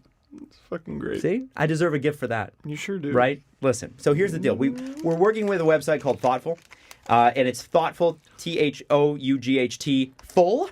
How thoughtful. How full of thought. But full is 2 L's. Thoughtful.co. And essentially the idea here is it's to make it easier for you to shop. It's never been more accessible to shop because of the online thing, right? You've seen there's a million websites out there. Oh, I just got a notification. No, not hockey related. Million. I'm like, oh, Babs. No. You could log on to any website and shop a bazillion items. Like there's a Is that exact? well, like if you log on to, and I'm not even going to name the website right now, but there is several like home websites where like Caprice and I would be like looking for throw cushions. And they have 180 pages of throw cushions. And you're like, how is anyone going to get started on this? This is ridiculous. What if there was an easier way that narrowed down the selection? And what if you could get the gift same day? That's what Thoughtful is all about. And the idea with Thoughtful is it's like think about Spotify, right? Or think about iHeartRadio, which, by the way, you can find us on both. If you got iHeartRadio, they have channels dedicated to you based on the music you've listened to. If you have Spotify, you can subscribe to your friends' lists. And we were talking about one on the radio this morning, which is the worst songs to get down to, you know what I'm saying? And it is going viral because it is so bad. Yeah. It's like the Law and Order theme song and everything is awesome and like very funny, right? And so with all that in mind, these are gifts that would be dedicated to not you, but the people you're buying for, and that would actually mean something. Things are good. Honestly, how many gifts that have I gotten you that you actually remember? I remember that time you gave me back the mini sticks that I bought you. Right? But there's like one gift that I can even remember getting you, and that was you got me the Aretna sweater? yeah, and the Effaduck stitching thing. Oh yeah, you got me that. See, I you still have remember. that. See, this is the point. Thoughtful is the idea with Thoughtful is that it's supposed to get you gifts. So, like, if you're shopping for your mother-in-law and you have no idea what to get her, you log on, Don't get her candles. and then it's like, make my gift a thoughtful gift. So you click on the first page, and it's like, who's the gift for? Enter their name. What's your mother-in-law's name? Louise. Louise. Okay, so you're searching for Louise. You go to friend, partner, sibling, mother, father, colleague, someone else. I'm going to say someone else, continue. Boom. And it's for holiday season. Boom. And how would you like Louise to feel? That's the important part of gift giving. Do you want her to feel appreciated, inspired, adventurous, surprised, or relaxed? Ooh, I think Scottish Lady Louise deserves to be relaxed. Relaxed. Okay. Yes. Her energy's up here. Mm-hmm. She doesn't she needs to chill. Okay, so give me 3 to 5 interests based on these. Is she interested in self-care? Not really. Beauty? Not really. Creativity? Ooh, yes. Click on that one. Home? Yes. Cooking? Yes. She a foodie? Not really? I like her food. Okay, yeah, it's not really. Foodies are like people Yeah, that run. no. Travel? She likes travel. What about coffee? She does like a coffee. She does it. Design? No. Wine? Yeah. Okay, Well, perfect. is Drambuie on there? She's interested in Drambuie. And also OVD rum. So what it's done, and I'm looking at it right now, is there are here's 14 gifts exploring worldly places. There is a coffee gifts brewed for relaxation. Oh. It's like a playlist. Coffee for relaxation. Yeah, so there is a brew, like a coffee table book, how you can brew better coffee at home. There is a kettle, a copper kettle that you can get for French press. She would like a kettle. There is a Take the Chill Off gift box, which has coffee, biscotti, and some other treats and that sort of thing, and you can give. That's really great for someone at work. There's a white honey pot mug set, things like that. And what it does is it's like, oh, that's a great idea related to the thing that they like. And that's sort of the whole point with Thoughtful, is it's just supposed to just narrow it down for me. Make it easier for me, please. And there's all sorts of price ranges. You can spend $200, you can spend $30. It doesn't matter. And this is going to just make things so much easier. And the best part about it, again, is the same day delivery. It's the same day. So you forgot that morning, you wake up, you log on, you pick what you want, it's there, and then you can go take that gift the next day. Boom. You know, every now and then I just take a break from yelling. And I realize how much I like listening to you explain things. Was that actually okay? I was. I will have explained it. I like, Adam, like, you make me feel smart. Well, and like, But we haven't decided what we're getting Louise you yet. get it? No, but I trust you. Okay, well, we've got a Columbia double wall French press. That's looking awfully good. It's a 12 cup. How much? $100. But it's one of those things that's going to last you a lifetime. Now, what's your budget? Is $100 too much? Let's say $100. I don't think she would go for a French press. What about? Okay. So you think $100 is your? Sure. Let's just say. Well, there's a pour over double wall coffee maker that's 8 cups. So you're pouring it over. It's like so you grind it up for 60, and then you can get an insulated travel mug, copper colored, for 35. Boom, and it's there the same day. You know what? That's getting closer. Right? You're getting warmer. This is what I'm saying. Like a coffee. Exactly, in the morning. And that's just one of the curated gifts that came up. Like, obviously, there's a wine list and there's other relaxation gifts out there and tons that you can just kind of browse the website. But thoughtful.co. Check them out. It's going to make your gift giving a heck of a lot easier. And the people you give gifts to are going to feel great about it. And that's relaxed. the whole and relax. Or be adventurous. Whatever you choose for them. Now, I'm going to ask you about this. I want to pose a question, and a real question. I'm just going to assume this is a bar, okay? Okay. So you're at a bar, and you get upset with somebody at the bar for whatever reason, or they're upset with you. Okay. You end up in the back alley, Okay. and you guys are upset with each other. This has never happened before. It never happened to me either. No. I'd be like, yeah, no, you go back in the alley, I'll just buy a beer. But let's say you're dumb enough to go to the back alley too. Yeah. You have 2 choices. This is a pick your own adventure. Oh, like Goosebumps. Yes. Okay. Yeah. Or the books Choose Your Own Adventure. Fair enough. So you can. I'm not a smart man, Yeah. but I know what If love we're, is. if we're playing PlayStation here, you got 2 choices. Click X Yeah. on your PlayStation controller, Good doubt. and you get punched in the face. Okay. Click O, and you get spat on. What are you choosing? Spit. This is a really interesting one. There is so I've thought a lot about this. With No, answer the alleyway question first. punch. I'm team spit. I'm team. Why are you team take a punch? And then I'm asking you, Jesse. There's something cultural, I think, about it, and I've been thinking about it. I think it goes back, like decades and decades, maybe 100 years. I think I don't know. Punching is just how you fight, right? It's how humans have decided they fight. They ball up their fist and they punch. I feel like spitting, there's something extra disrespectful about it, and I want to say the I don't know. Can there be a stigma around spitting? Sure. I don't even know. Let's say It's sort of stigma. gross. It has to do with disease.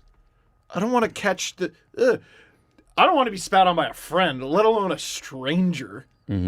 But Some random. I don't know what so he's here's got. the other option: you get punched in the face, you end up with a concussion, brain damage. Yeah, that's true. I don't know. I've been punched in the So face. the worst thing, like assume, My answer was spit because of the recovery time. yeah, yeah. I can grab a Kleenex, but I can't grab a Kleenex to clean my CTE. No, bingo. Because here's the Now, thing: in hockey, If it's Garnet Hathaway or Erik Gudbranson, I got to take the punch from. I pick spit. Yeah. Now, in hockey, we accept punches, which are objectively far more dangerous and cause far more short and long-term damage than spit would. Now, there are some diseases that could get passed. We don't need to get into that. Of course. Like everybody, someone's going to go, but actually, did you know the spit? Save it. Save it. I don't care. You know I'm right. Stop it. Stop. Don't you make me come over there. But here's the thing. You wait till your father Adam gets home. You nailed it. I know. Spitting in society, we view as one of the most disrespectful things you can do to a person, and assuming there's no disease, it is relatively harmless. Yeah. Or if you're at a punk rock show, and punk fans used to at least spit on their favorite bands. That was like a thing that they did. What? Because it was so gross. That was the whole point of punk is you know, they used to, the punk bands from the early 80s always talk about how they used to go to clubs and get spat on and hated it. But that was a cool thing to do in punk. Are people fucked? Yes. People are fucked. Yeah. Are people fucked? Yes. The answer is yes. Yeah, but like, I know people are fucked. I'm always surprised when people are fucked en masse. Oh, yeah. Well. En masse. En masse. Masse. Yes. Like, you show up and you're like, I'm going to spit on my favorite bit.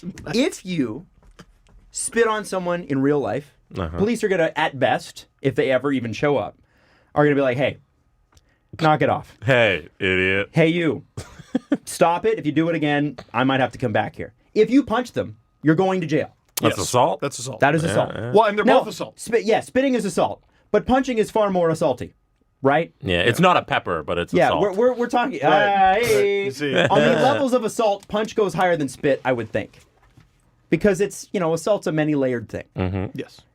The one thing that shocks me about this Garnet Hathaway thing, and by the way, he did get 3 games, we do know that, Yes. is that Erik Gudbranson is not in front of NHL player safety. He's getting nothing. All you're seeing in the replays is the actual spit itself. Yeah. But what you don't see is the ref grabbing Gudbranson, grabbing Hathaway, splitting them up, and Gudbranson absolutely clocks him he's undefended. They have got to stop that shit. They have really got to stop that shit. Well, what is the ref even in there for? Let them go. Let them fight, so at least they can defend themselves. If there aren't 2 of you, get out. That's a really good point. If there aren't 2 of you, get out. You, all 185 pounds of you, you're going to separate Garnet Hathaway and Erik Gudbranson? Get out of here. Oh, one of them doesn't have a helmet. Get out of here. If it's mutual combat, if it's 2 guys, I don't give a shit if one of them doesn't have their helmet. You prevented him from smacking his helmetless head on the ice, and instead he got 2 Erik Gudbranson punches to the face. If the rule is you can fight in hockey, you got to let them fight. Allow in the them sport. to fight. Like it's ridiculous. Again, It's more dangerous not to. Yeah. Because his arms were down. There's no defending that. If you can each grab a dance partner, great. If there's one of you, get the fuck out of their way. And this is the problem that I have. I mean, there's a few issues with Garnet Hathaway getting 3 games here. Now, am I defending what Garnet Hathaway did? No. Absolutely not. What a scumbag for doing that. It's disgusting, and that's stupid, and it's terrible. But this is a league that allowed Brad Marchand to lick a Toronto Maple Leaf player, Leo Komarov, and then handled it, quote, internally. And Ryan Callahan. Ryan Callahan, too. I don't think he ever got anything. So it's the same damn thing. What is the difference? And this is the problem. The amount of spit. What was the... It's the visual. It's just it's honestly how it looks on replay. And it was Brad Marchand in the playoffs, and he gives away a lot of signed sticks. It's a joke that Hathaway got more than 1 game. A joke. What is he suspended for? Like, what's the wording? Let me have a good question. I will look that up on Twitter. I actually retweeted it. Hang on. Being gross. Stop it. It's gross. Okay, let me do they differentiate spitting and licking and the wording? Okay, go ahead. Washington Capitals forward Garnet Hathaway has been suspended for 3 games without pay for spitting incident, involving Anaheim defenseman Erik Gudbranson during game number 316 in Washington on Monday, November 18th. Mm-hmm. The NHL announced today the incident occurred at 19:26 of the second period. Hathaway was assessed a match penalty under the terms of the CBA. And based on his average annual salary, he'll forfeit $24,000. The money goes to the Players Emergency Assistance Fund. That's it. That is a lot of money. That is one magical loogie. Well, but let's take a step back from the yellow tape here. Objectively, what Garnet Hathaway did was gross. But you'll never hear me defend it. No, never. But in a real world sense, what Erik Gudbranson did was way worse. 1,000. 1,000 times worse. And it's not that they fought. It's that he punched Garnet Hathaway while Garnet Hathaway had no defense and wasn't expecting it. That's the kind of shit that I do not understand about this league. Why is it the NHL lives in this bubble where the real world just doesn't apply? Listen, it's a wild league. It's enough that we accept that fighting is a part of it, and it's been a part of the culture of the NHL for a long, long time. Fine. I like the fact that there's less fighting now because honestly, the NHL can't afford the lawsuits it has coming to it. Right. But beyond that, in any real world sense, what Erik Gudbranson did, he'd be in jail.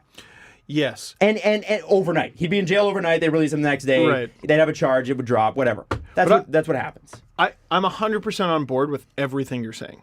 There's no disagreement. But I'm trying to think about, like, at the Easter Seals tournament, so that guy, like, gave you a couple shoves, right? Let's say that escalates and he punches you. I go, what the fuck? And I jump in there and I try to separate you two or whatever. I maybe even clock the guy myself. If he just spat on you... They'd be like, what the hell is that? We would all be far more flabbergasted if he spat on you than Probably punched be you. a brawl. Yeah, If a man spits on another man at a charity tournament, there's probably a brawl going on. He also probably needs help. Yeah. if he's spitting on me in a charity tournament, there's more at play there. Yeah, but like for me, I almost pity him at that point. Oh, totally. But like, by the way, that was not that guy. So. No, of course not. But it's easy for us to say that, and we're right. Punches to the head are far worse than spitting. But I would react way worse to the spit. I don't know if you would if you thought that the fight was over. And again, because the fight was over. None of this happens. Garnet Hathaway chose to spit on Erik Gudbranson. It's his fault. Sure. None of this happens if there's two refs in there and they each have a dance partner. Right. I think Garnet. I think the reason get out. The reason that it's so atrocious, and again, go back and watch the full replay. The reason it's so bad, we're showing it right now. It's like 90 seconds in. Yeah, you can see it on the screen if you're watching. The reason it's so bad YouTube. is because Gudbranson punches him without, like, he went at him after the fight's over. If you want to fight later in the game, fight later in the game. But doing what he did there is bullshit. And it's now a it's not bullshit done. move by a marginal player. Yep. Marginal player. And guess what's going to happen the next time Washington and Anaheim play? Just watch. And again, it's an incident involving Erik Gudbranson, team not in the same conference. Like, doesn't this sound familiar to the Matt Martin Leaf shenanigans and everything? But again, it's all, if it was just the punches, I think it's done and over with. But now because of the spit, Gudbranson's hands are tied. A lot like Hathaway's were in this instance, but Gudbranson has to try to beat the brakes off him next time they play. Doesn't he? Oh, I think they can't not fight. I think Gudbranson's in big trouble the next time they play. Yeah? Yeah, I think it won't be just Garnet Hathaway. I think it'll be the whole team. Well, and so Tom Wilson's look on the bench, it was, I don't think he saw the spit. I don't think he could see from that far. I think what he was pissed off about, and this happens with heavyweights, what are you doing fighting him? If you want to go, I'm your dance partner. So he's going to, but don't you want, if you're Hathaway, don't you want to fight that battle? It's a mess. When you add in the code, whatever the frig that is, you bring in laws which do not apply. It's wild, man. It's wild. But I'm still saying my number one thing in all this, if there aren't two refs, stay away.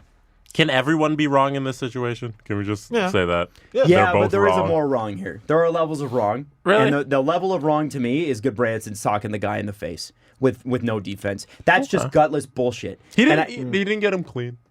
Oh, he got him pretty clean. It wasn't a rabbit punch.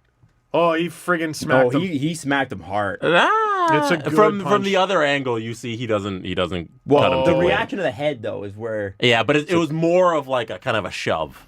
Okay. He doesn't get him clean on the other angle. Okay. Still His angles were a big part. Yeah. People are When like, you're watching from the back, it looks really intense, but from the front, it's a little. It's Now, okay. if Jim Rutherford had just done what he should have done, which is kept Johnson and Gudbranson together, this never would have happened. Jim Rutherford deserves to be suspended. Just a quick heads up, by the way.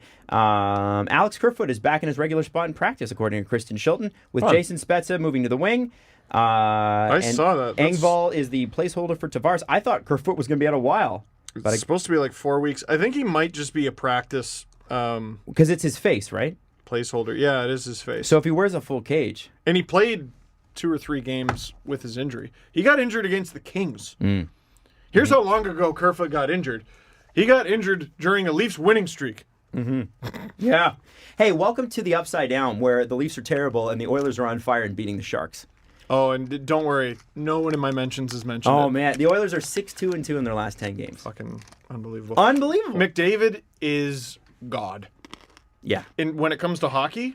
And it's funny, as late as last season, people were saying, "Oh no, but Crosby's still the best player on earth." No, he's not. No. Listen, he's unreal. He's absolutely unreal. He is Sidney friggin' Crosby. Connor McDavid scored 6 points in his sleep. And took off the third period. He played 4 minutes and like 30 seconds in that third Which of is that good. game. They probably need to do that for him. Yeah. Same with Draisaitl. Draisaitl played under 5 as well in that third period. That's brilliant coaching. Vacation. Yeah. It's like Imagine that. they're employing... A good He coach. scored so many points, they're employing like basketball deployment strategies with hockey players. That's what... Yeah, Michael Jordan, you got enough points, come off the court. You're doing that with Connor McDavid in the middle of a... They're unbelievable right now, those two. Yeah, Yep. no, and again, McDavid might not even be the best player on his team. Shut up. Yeah, that's... Draisaitl can be amazing. It's like the Crosby-Malkin thing. Like, listen, we're not diminishing Malkin, but he's not Crosby. We're not diminishing Draisaitl. He's not McDavid. McDavid's And we're not the diminishing best Crosby. player in the league. He's not McDavid. But he's phenomenal, and he's a winner. He's won cups. McDavid hasn't. Also, Yep. Mikko Koskinen. Shout out Mikko Yeah, Koskinen man. for turning Way around better. his career. Literally 923 in 12 games Guys, right now. Peter Chiarelli's a fucking genius. He's going the Curtis McElhinney route. He's waiting until his mid-30s to play his best hockey of his career. Guess they saw something. On the other side of that, the Canucks are having a very bad November. They started the season 9-3-2. They are now in the last wild card spot after going 2-5-3. They were blown up by Dallas last night. But I gotta ask this question: is this a good young team having a bad month? I think so. Yeah. Because that's all it is to me. However, scary stat: they have given up the first goal in 15 of 22 games. More acceptable. That's not 18. Yeah, not 18. More acceptable from a team at their developmental stage than the Leafs. But you still look at it and go, I still think this is a good team. There was legitimate criticism of some of the decisions they made, the contracts they signed, but I still say at the end of the day, you look at their team on paper, this should be a playoff team. Sure. My issue was never with Pettersson or Horvat or any of the other good players they have. It's the dumb contracts they've signed. Or even Jay Beagle's making like $3.5 million, $4 something. It's like Come way on. too much. And I don't have a problem with having Jay Beagle on your team, Not or at $4 million Michael or Furland whatever on your it is. team, and JT Miller on your team, and they have a number of guys where I'm like, yeah, sure, but the length, the amount of money and the term on those contracts, and the fact that is at this tough. stage they still haven't made the playoffs yet, and they're already trading their first round pick for a JT Miller. Right. Right, and you gotta re-sign Pettersson at some point. Yeah. You're gonna have to re-sign Hughes at some point. And I know Hughes is so far down the line, but because of the length of the contracts that they acquired and signed, you do have to take that in mind. Yep. Right? You have to keep that in mind. Jakob Markstrom. That guy's gonna ask for a lot of money They've got too. $229,000 in cap space right now. Now. Now, Levo and Schaller are both off the team after this year, the UFAs, and Chris Tanev's deal comes off, so they got about $5 million extra bucks. But when you've got Pettersson coming up in a couple years, they might be okay. Like Tanner Pearson will be gone, Sven Berchi's the contract will be gone, but you still got Louis Eriksson on that. There's a lot of deals on this team that you're like, you didn't need to sign that. However, good for them, and I think this team makes the playoffs. They have to. I think they do too, but they are speed wobbling right now. They'll recover. Which is A-okay. We found out today that Bobby Ryan is heading into the NHLPA Player Assistance Program. Now, according to... Yeah, I wasn't able to read that. According to the NHLPA website, that's all we know. It was formed jointly in 1996 and is funded by the league and the players' union to assist players and their families in the treatment of health problems, including substance abuse. So, including substance abuse. So What we don't know. We don't know, but usually what happens if it is substance abuse is the first time you don't hear anything. Right. They just go, and I think this would be the first time. You're not going to find out. When it gets to the second and third time, you start to find out whether it's substance abuse or not. I hope for Bobby Ryan, whatever's going on, that he's able to get through it. Yep.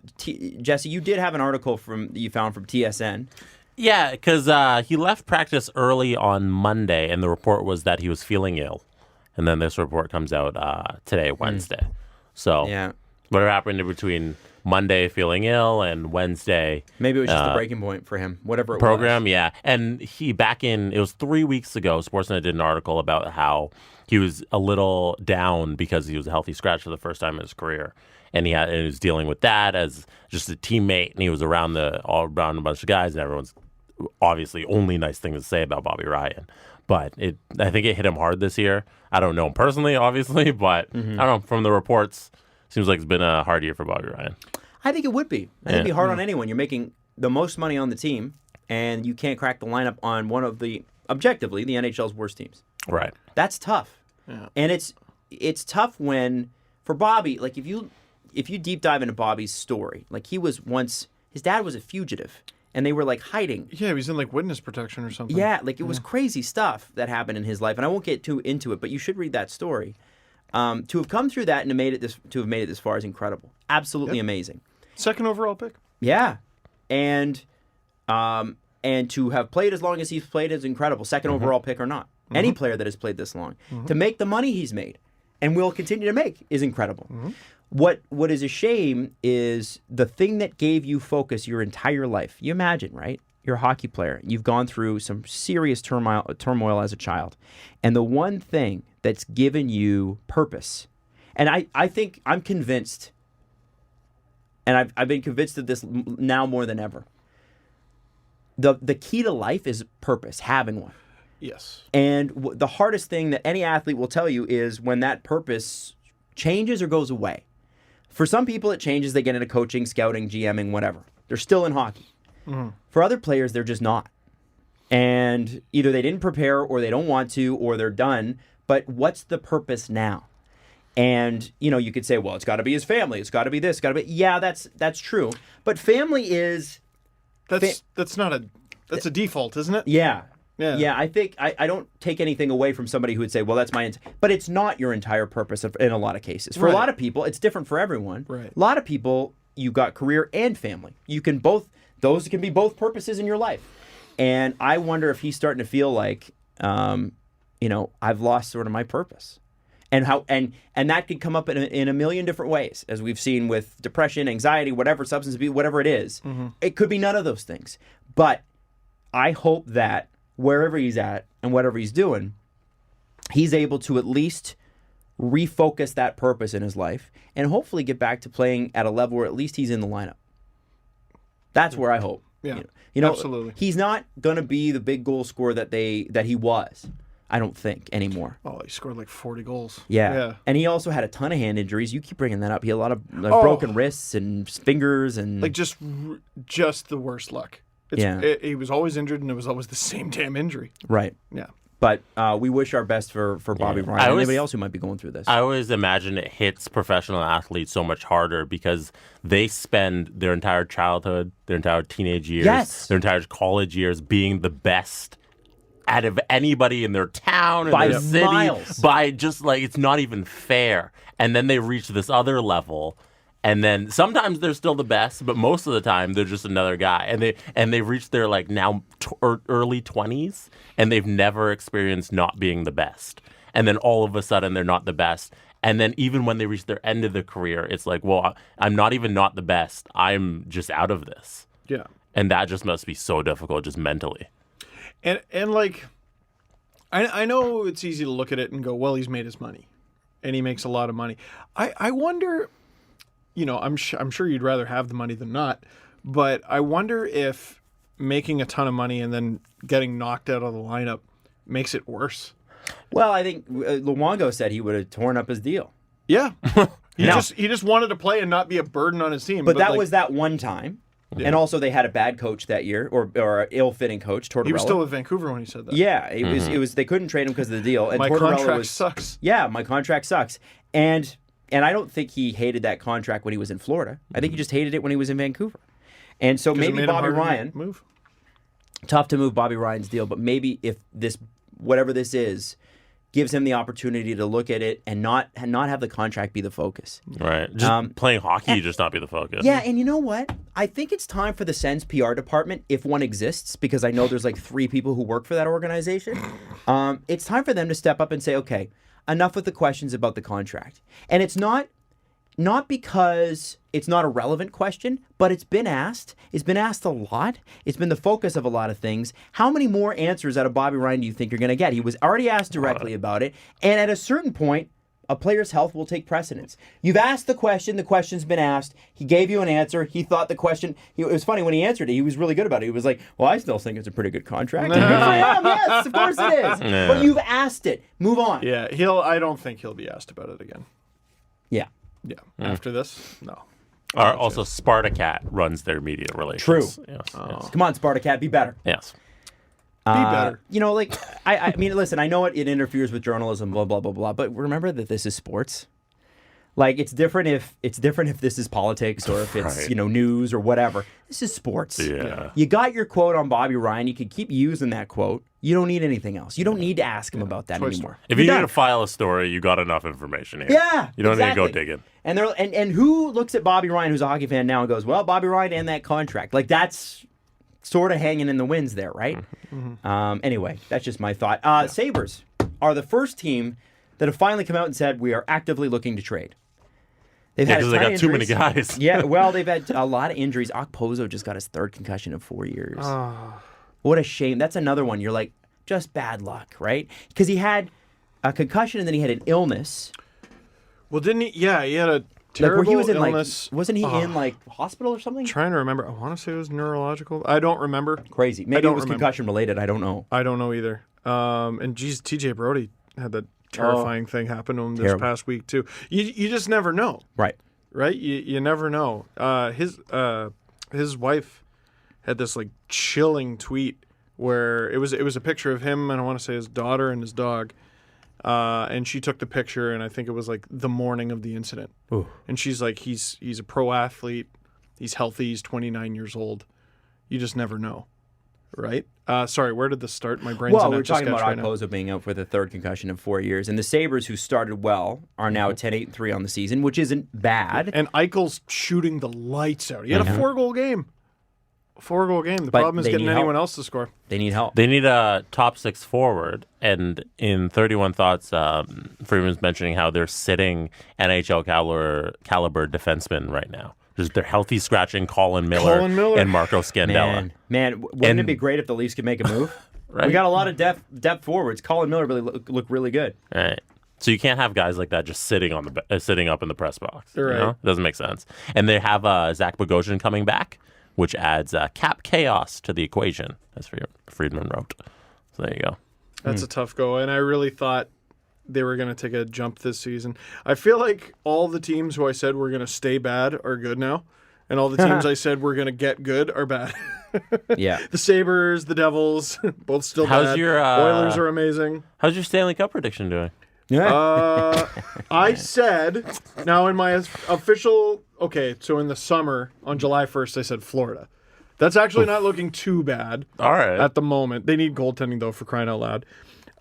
Then, right before the season, for Sportsnet, I said my Stanley Cup final prediction was the Colorado Avalanche. Not bad. When they're healthy, I mean, right now it's tough. Colorado Avalanche versus the Carolina Hurricanes. Those are 2 really good picks. 2 top 10 teams right now. Now I don't remember who I said was going to win. I don't remember. Carolina? I think I said Carolina. Oh yeah, because Drew was mad at me. Producer Drew was mad. So because he's an Avalanche fan, I said Carolina was going to win the cup. And then you said The Leafs. They're bad. They're a bad hockey team. But I was right in the video. Remember, though, I also said I thought the Leafs were going to win not because they were the best. I said they were going to win because the best team never wins. I genuinely thought Colorado was the best team in the West, and I genuinely thought Carolina was the best team in the East. Just saying. Holy shit, the Islanders are on a heater. They are. 14 and the Bruins are really good too. 14-0-1. They were losing 4-2 to the Penguins with like 5 minutes to go last night. They win in overtime. Barry Trotz, it's amazing what a good coach can do. It is.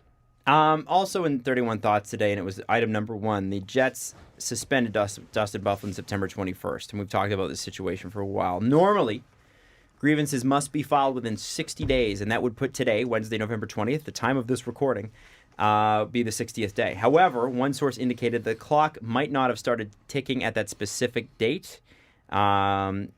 Elliot Friedman doesn't know why. Whatever the case is, the decision on whether or not to contest Byfuglien's suspension is coming soon.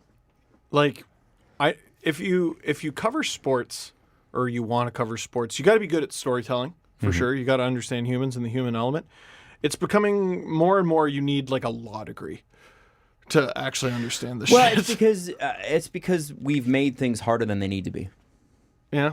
I mean, we got a lawyer at the head of the NHLP or the NHLPA and the head of the NHL. Gary Bettman's a lawyer. But isn't that their job to complicate things? Yes, that's what they do.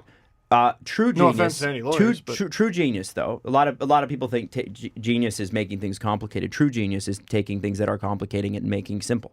Yes. And that's why I don't believe we've got geniuses at the head of either the PA or the NHL. No. I think we've got very average, normal guys. Yes. With suits. For sure. Very Listen, nice and law degrees. Listen, and I respect that.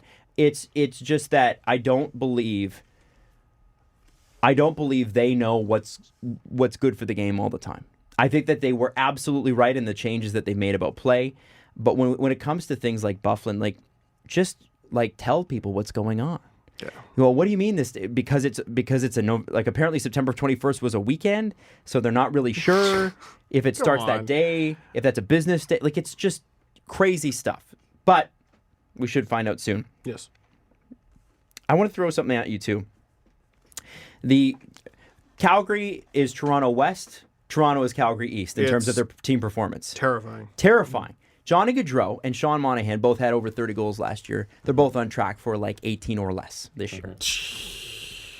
Now, it has come up that Gaudreau could get traded. According to Elliot Friedman, he's historically a 12-5 shooter %. He's at 7-8 this year.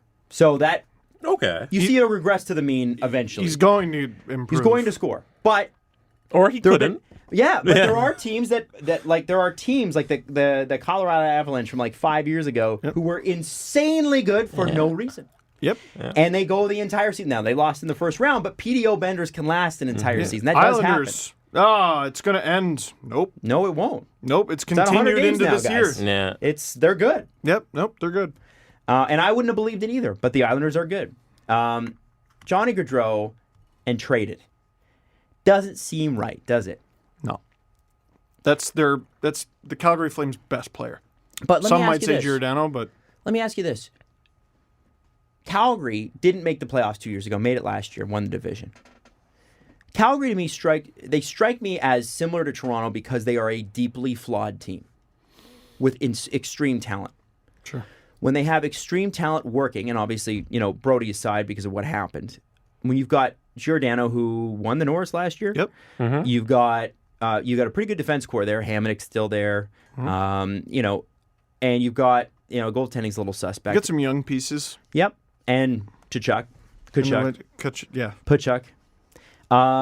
Matthew. It's hard for me to think that Calgary's going to stay this way. So they started slow. Mm. And it's funny because I look at them and I see a lot of similarities to Toronto in the sense that deeply flawed teams, and when their stars don't show up, they don't win. But let me ask you this. What team wins when their stars don't show up? Really, if Gaudreau and Monahan aren't scoring, Calgary isn't winning. Right. But the precedence is that they're just having a slow start. If LeBron has a slow start and Anthony Davis has a slow start, the Lakers don't win anything. No. If Kawhi and Kyle Lowry last year with the Raptors, if Kyle Lowry and Pascal Siakam are not playing well for the Raptors, and they're playing, but they're not playing well, they don't win. That was the beauty of the Raptors. There were plenty of nights where Kawhi got shut down. Yeah, but they had other because he was being shut down, there was Spicy P's like, oh boy, and he just Right. gets in there and fucking throws in 30 points. I just think it's interesting. I mean, like Matthews is leading the team in scoring. Matthews is still a good player. I think he's leading the team in assists. Some of these guys are showing up, but are they showing up in the right way? And that's what I wanted to ask you. In Calgary, it's a rough translation. It's a bit of an unfair comparison because it's a different setup for the team. It's not without merit. Or are both coaches wrong for the teams that they're coaching?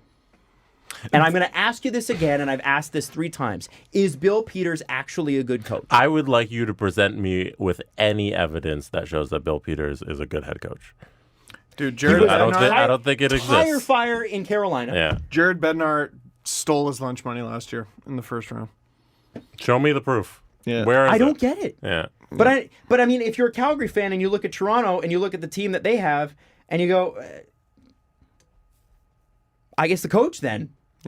I wonder if 2 enormously disappointing Canadian teams look at each other and they go, hey, we almost made a trade in the summer. Want to figure something out? Want to give it a shot? The Tyson Barrie saga to me is just so mind-blowing to me that we're even discussing trading him. But Barrie for Goodrow. Barry for Hamonic, maybe. done. Yeah, I don't know. I really don't know. It's an interesting one. Yeah. Really, really interesting. Yeah, But and then think, we'll find out what Mike thinks about the trade. I don't know that Mike's going to be here the next time they make a trade. Honestly, if you're Kyle Dubas, and we're going back to the Leafs, well, whatever. If you're Kyle Dubas, you're not making a trade for Mike Babcock at this point. No. You're letting this team this is your team. Yeah, you can't trade Barrie at the absolute sewer of his value. Oh, my client doesn't like it here because it's a contract. Fucking shut up. Shut up. And I think on paper, and even I would include some of the Detroit teams he had later in the post-Lindstrom years, this is objectively the most talent he's ever had on one roster. And you know, Detroit fans, you can you say Datsyuk, Zetterberg, but what else, right? You know, I think those last couple of years in Detroit, especially that last year where they kind of squeaked in to the playoffs, like that was not a great team. And we got to see Lidstrom play the other day at the Leo Vegas thing. Oh yeah, that was a lot of fun. He's so silky still. Yeah. Like he's unbelievably good. He's a guy that Mike Babcock would play 30 minutes a night. I was looking at him like, He probably could. is he in shape? Like, because if he is, he could probably still play. That's a guy who chose retirement. Yes. Retirement did not choose Nicholas Lidstrom. He could have played till he was at least 45. By the way, Jerome McGinley next year. Will Hall the of Fame? Hockey Hall of Fame He's got to choose get him? in right away, first ballot, They right? will. I don't know. Maybe. Yes. Maybe if they choose him. 600 goals. Yeah. 600 goals is Yeah. the magic number. He's getting in. He doesn't get to go in. He's getting They'll in. choose it for him. He will have Hall of Fame thrust upon him. No. And Brad Marchand will win No. the Hall of Fame trophy game again, and we'll have it we'll lift the trophy on Leafs ice again. Iginla matches all the criteria. Scored 600 goals. He's got the gold medals, and he's a good man. No cup. Real shame that he didn't get a cup. No cup. But Matt Sundin's in there. No cup. No. Gold medal. Gold medal? Shitload of goals. I don't know if he hit 600. Did Max? he end up hitting? Don't know. I know he hit 500. You're asking me about numbers, man. Come Against the Calgary Flames. Matt Sundin for Mickey Kiprusoff. Do you do it? Let's go. You know, considering what the Leafs' goaltending situation was at the time, I might have considered it. Especially when Mika Kiprusoff was posting like a 2 goals against average. Mickey Kiprusoff at his absolute best. Outrageous. Oh my God. Jump back in. Boy, did he make Dion Phaneuf look like a good defenseman. There were some. Oh my God. It's fun to go back in time and look at who was the best for like a little stretch of time. Mm-hmm. Right? Like that to me is what's so amazing about Henrik Lundqvist is he was always in the top 3, but it was so rare for him to get into that number 1 slot. Oh, yeah. Oh, yeah. I feel like Kiprusoff was sort of that for a number of years, but he was the best for a period of time. It was crazy. Like if you ever played Wayne Gretzky's 3D hockey for NHL or for a Nintendo 64, the goalie, if it made like 4 saves in a row, would turn into a brick wall. Yeah. But inevitably, the next shot would go in. And like Martin Brodeur had the longevity and the crazy resume. But during that For 6 or 7 years, Dominik Hasek was the best goalie in hockey. yes. While Curtis Joseph, Martin Brodeur, and Patrick Waugh all still played. you could not beat the Dominator. No. Kiprusoff was another guy too, man. Just You can tell unbelievable. I'm tired and running out of use when let me I'm ask you digging something. that deep. I'm going to the washroom while you talk about Well, this. you go to the washroom. I'm going to ask you something quickly on the Leafs for a second because I just saw a picture of Jeremy Bracco come up. Oh, yeah. You know I love you, right? I love you too, man. Yeah. What was that for? Oh, it's just it got heated earlier. Oh, I don't care. just Fuck, get- come on, man. I just get passionate about my buds. It wasn't personal. I watch my goal like all the time, but it's not for my goal because it's a shitty shot and I'm embarrassed. Just your little hoppity hop. It was very exciting. It's so cute. I got to be there for it. I was happy I got to be there for it. There's a pal. Well, because here's the thing: is Jesse and I were talking about this. We're like, we would be so mad if because we missed the first game of the Easter Seals tournament. For anybody that doesn't know, if we missed it and you'd scored, we would have been really upset. Well, and originally we were supposed to play at 10 and 11. Ooh, we And missed I both. got it changed. Yeah. I'm glad you did. I want to ask you about Sheldon Keefe though, for Okay. just a second. All right. Sheldon Keefe, if he is the new Leafs head coach, like let's say, whatever the 3-game streak is up and Babcock still stinks and next Wednesday they've got a new coach. Do you think guys like Jeremy Bracco come up and play a little bit? And I ask about Jeremy Bracco specifically because he seems like the thing they need on the second power play unit the most, which is a setup guy. And Scott Wheeler said this, and he took a lot of shit for it, but I don't think he's wrong. Jeremy Bracco is probably the best passer in the organization. He may not be the best player, but he might be the best passer, just on that one skill. I would say after Marner. After Marner, sure. Yeah. If you've got a PP2 with Jason Spezza sometimes in the setup role, Sure. doesn't it make a lot more sense to have a guy who's a phenomenal passer Well, be in that role? It does, because you've already got guys who you understand are flawed, but have a very specific purpose. Yes. Freddie the Goat and Nick Shore being primary among them, I think. But they have a very specific purpose. They go out there, they win faceoffs, they kill penalties, Freddie the Goat sometimes. Why not? Why can't you have a power play version of that? Jeremy Bracco is not ready for the NHL, I don't think, in a perfect world. At 5-on-5, he is not a good enough 200-foot player. However, that guy scores a shitload on the power play, and as we've discovered this year, special teams count. I think if Sheldon Keefe comes on board, all bets are off. How much does Bracco need to play 5-on-5 if he's on the fourth line? Exactly. You shelter him, and that's your job as the coach. Are you a good coach? Well, protect your players. Spezza, Bracco, Engvall. Another thing I bet we see is Engvall at center. Yeah, I'd like to see that. He didn't look good against Vegas. Well, in parts, and he drew a call. I'd say in an NHL debut, doing anything positive is probably good. Yep. Especially for this Leafs team. Especially with this Leafs team, mid-season road trip, all that nonsense. And he showed up late, I'm pretty sure. But Sheldon Keefe's been using Pierre Engvall at center. And he's scoring, 5 goals in 3 games at center. Like, I think we see guys used a little differently. Why have a system where you're supposed to be inserted into your position when you're called up and not use them in that position when they're called up? Pierre Engvall has been it's amazing that a 7th rounder even made the NHL for a game. That's great. Yes. If he's been such a good center at the American Hockey League level, why is he not playing center when he's brought up? You brought him up to be a third. You have raised this man to be a third, fourth line center.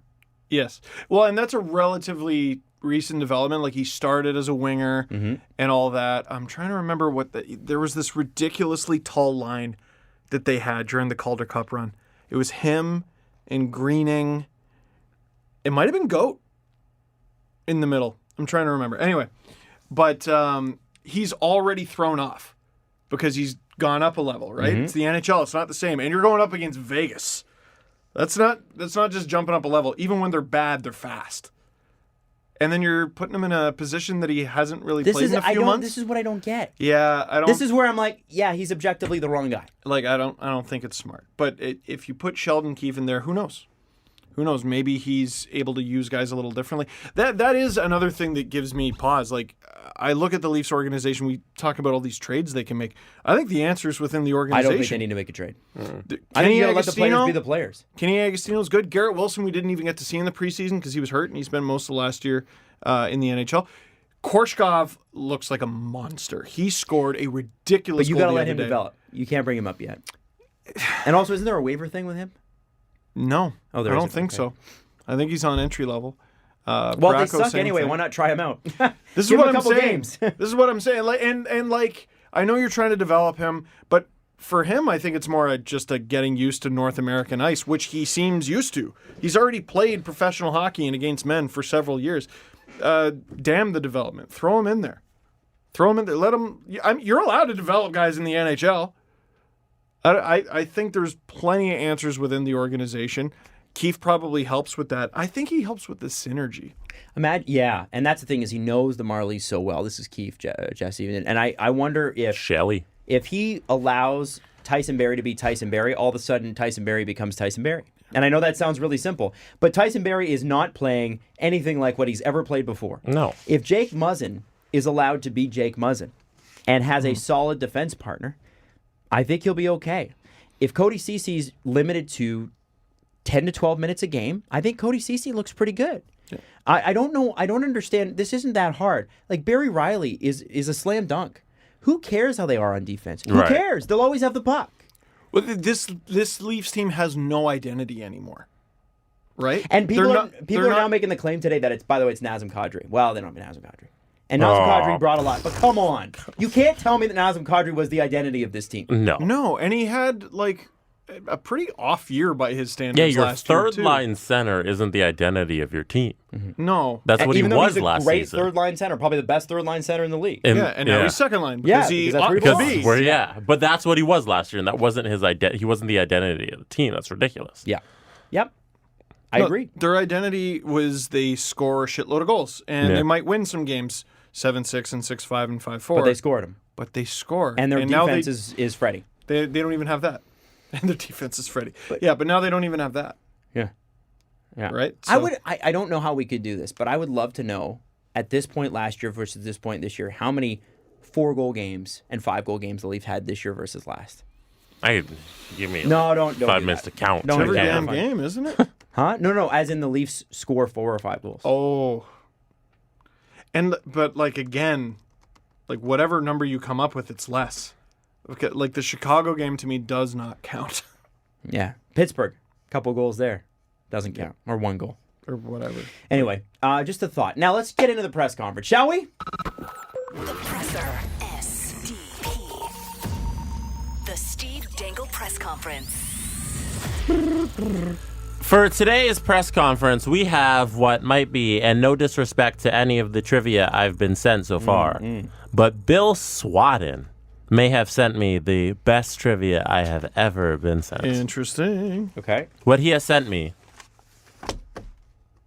is, are they an NHL player who's played over 100 games or made up? Interesting. That's a really. This is Do you have a great. pen over there? I got this pen. Or a marker? I got another pen. Yeah. Here you go. Excellent. He's given me a list All right. Let's do of this. players who are either creative players, aka made up, or a guy who's played over 100 games in the NHL. It's like first, the random name generator from NHL. right. First on the list, Lucas Wallmark. Is he a guy that's been made up or a guy that's played over 100 games in the NHL? Okay. Stephen Dangle, what is your answer? I have real. Adam Wild? Guy played. Guy played! Both of you are Guy played, correct. Yeah, I don't know who or for what, but I know that name for some reason. Can I guess? Yeah, sure. You don't get any bonus points. No, I know. Columbus? I'm going to look it up. Lucas Wallmark played for the Carolina Hurricanes and is currently playing for the Carolina Hurricanes. He's played 21 games this year. All right. Well, There you Carolina go. fans. He's the guy. You know he's scoring against the Leafs, right? Yeah, he is now. We're going to get yeah, our we mentions know. just lit up. Okay, next. Next on the list, Nikita Nestorov. Yes. Yes, that. Yeah, he played. Yes, he is real. Nikita Congratulations. Yeah. Both of those You could have said guys. Sergei Nesterov, and I'd have been like, yeah, probably. Both The of first those name guys matters, right? are guys. I knew Nesterov. Who does he play for? I want to say he was a Bolt. Okay. Sounds like it. Or is Nikita that Nemesnikov? Nesterov. Like, you believe it, right? It doesn't matter if I'm right. It's just you believe it. He played for the Tampa Bay Lightning 2014 through 2017, There you go. and then is currently playing for CSK Moscow. There you go. That's right. I can even picture him, I think. Okay. All right, next up on the list, we have Alexander Kovalenko. Guy or not guy? I have my answer. Steve has his answer. Okay. No, Adam has his guy. I said not guy. I said nah. You both are correct. Not Yay! guy. Look at us, look at There you us. go. He is a made-up name. It is tied 3-3. Excellent. Let's keep going down the list. Next up is Nathan Gardner. Nathan Gardner, guy or not guy? I put nah. Adam Wild. Not guy. 4 for 4, ladies and gentlemen. All right. He is not a guy. Next up, Watch, there's like a Nathan Gardner who listens to the show. And they're like, hey, I'm a guy. I'm a guy. I exist. Next up, Elias Anderson. Guy or not guy is the question. My answer is guy. Steve My says answer is guy. also guy. Sounds like someone who played for Calgary. He is not a guy. That was a made-up guy. Damn. He's not. This isn't a person. All right. Next up on the list. Sorry, Elias, wherever you are. I mean, I'm sure he is. Nope. He is made up. Remy Ellie. Guy or not guy is the question. I know my answer. Oh, okay. I'm going to say You currently have 4 points each. I'm going to say guy. I said guy who plays for the Dallas Stars. Hey, guy. 5 for 5. I'm pretty sure Well, he 5 scored out of against the 6. Leafs last year. Probably. Best way to know a guy. Isn't he? I think he's from France. I'm going to look it up. Isn't he from France? Remy Ellie, currently playing for the Rochester Americans, which would be Buffalo Sabres, selected by the Dallas Stars in the 2013 draft. This guy. Huh. Born There where? you go. Born in Cornwall, Ontario. Not even close. Not French. That's not France. All right. Antoine Roussel is French. Now we are into the sudden death. That's a bit different. It's a little bit different. Well, Cristobal Huet. Cristobal. Oh, Napoleon. Napoleon Bonaparte. was French. Yeah, that's right. It's Marie Antoinette. Yeah. Sudden death. Sudden death. Michael Bourneval. Guy or not guy? He was a guy. He was a guy. He's a guy. think he was a Canadian, too. We're tied 6-6 in Not only a sudden death Canadian. shootout. I think. Was he on the Shawinigan Cataracts? Jesus, I don't know. I don't know Pierre Maguire. Sorry, Pierre Maguire. We don't know. Why not? Damn it. No, look it up. What did you say? Shawinigan? Shawinigan Cataracts. He was on the Shawinigan Cataracts. Hell yeah! Also played for the Lightning. That doesn't matter. All right. Oh, yeah, he was like, I want to say he got suspended. Anyway. Is that it? We're tied, so we need to keep going. All right. Guy or not guy? Mike Weaver. Guy or not guy? Weaver? Weaver. Mike Weaver. Okay. Guy or not guy? What's your answer, Steve? I said guy. Guy. Ah, he's a guy. Hey! From- Panthers? Bramley, Ontario. And there was a Jared Weaver, but was he a pitcher or something? He played for the Jared Weaver was a pitcher. He played for he played over 600 games in the NHL. Mike Weaver. What? Yeah. 633 NHL games for Mike Weaver. You ever met someone whose like parent has played sports professionally, and like you see the jersey hanging up, they're like, wow, that's got your name on it. That's crazy. They're like, yeah, my dad, my uncle, blah, blah, blah, blah, played for so-and-so for years. And you're like, yeah, cool. Played 1,400 games for the Orioles. And you're like, what? I dated someone like that once. I was like, never heard of him. Nope. I'm sorry. But great. Next up on the list, Jordan Booth. Jordan Booth. Guy or not guy is the question. Hot game on the SDP is guy or not guy. Not guy. I say nah. Damn it! Both of you are correct. We are still in overtime. Fun fact, I worked with a Jordan Booth at the Toronto Zoo. Really? Did he work the booth? She. Oh, sorry. No. She's one of those Jordines, like spells it with the Y. Oh. Yes. Lots of that. You'd know if you saw it spelled. You'd Yeah. be like, wait a tick. Next up on the list, Dalton Smith. Dalton Smith. Guy or not guy is the question.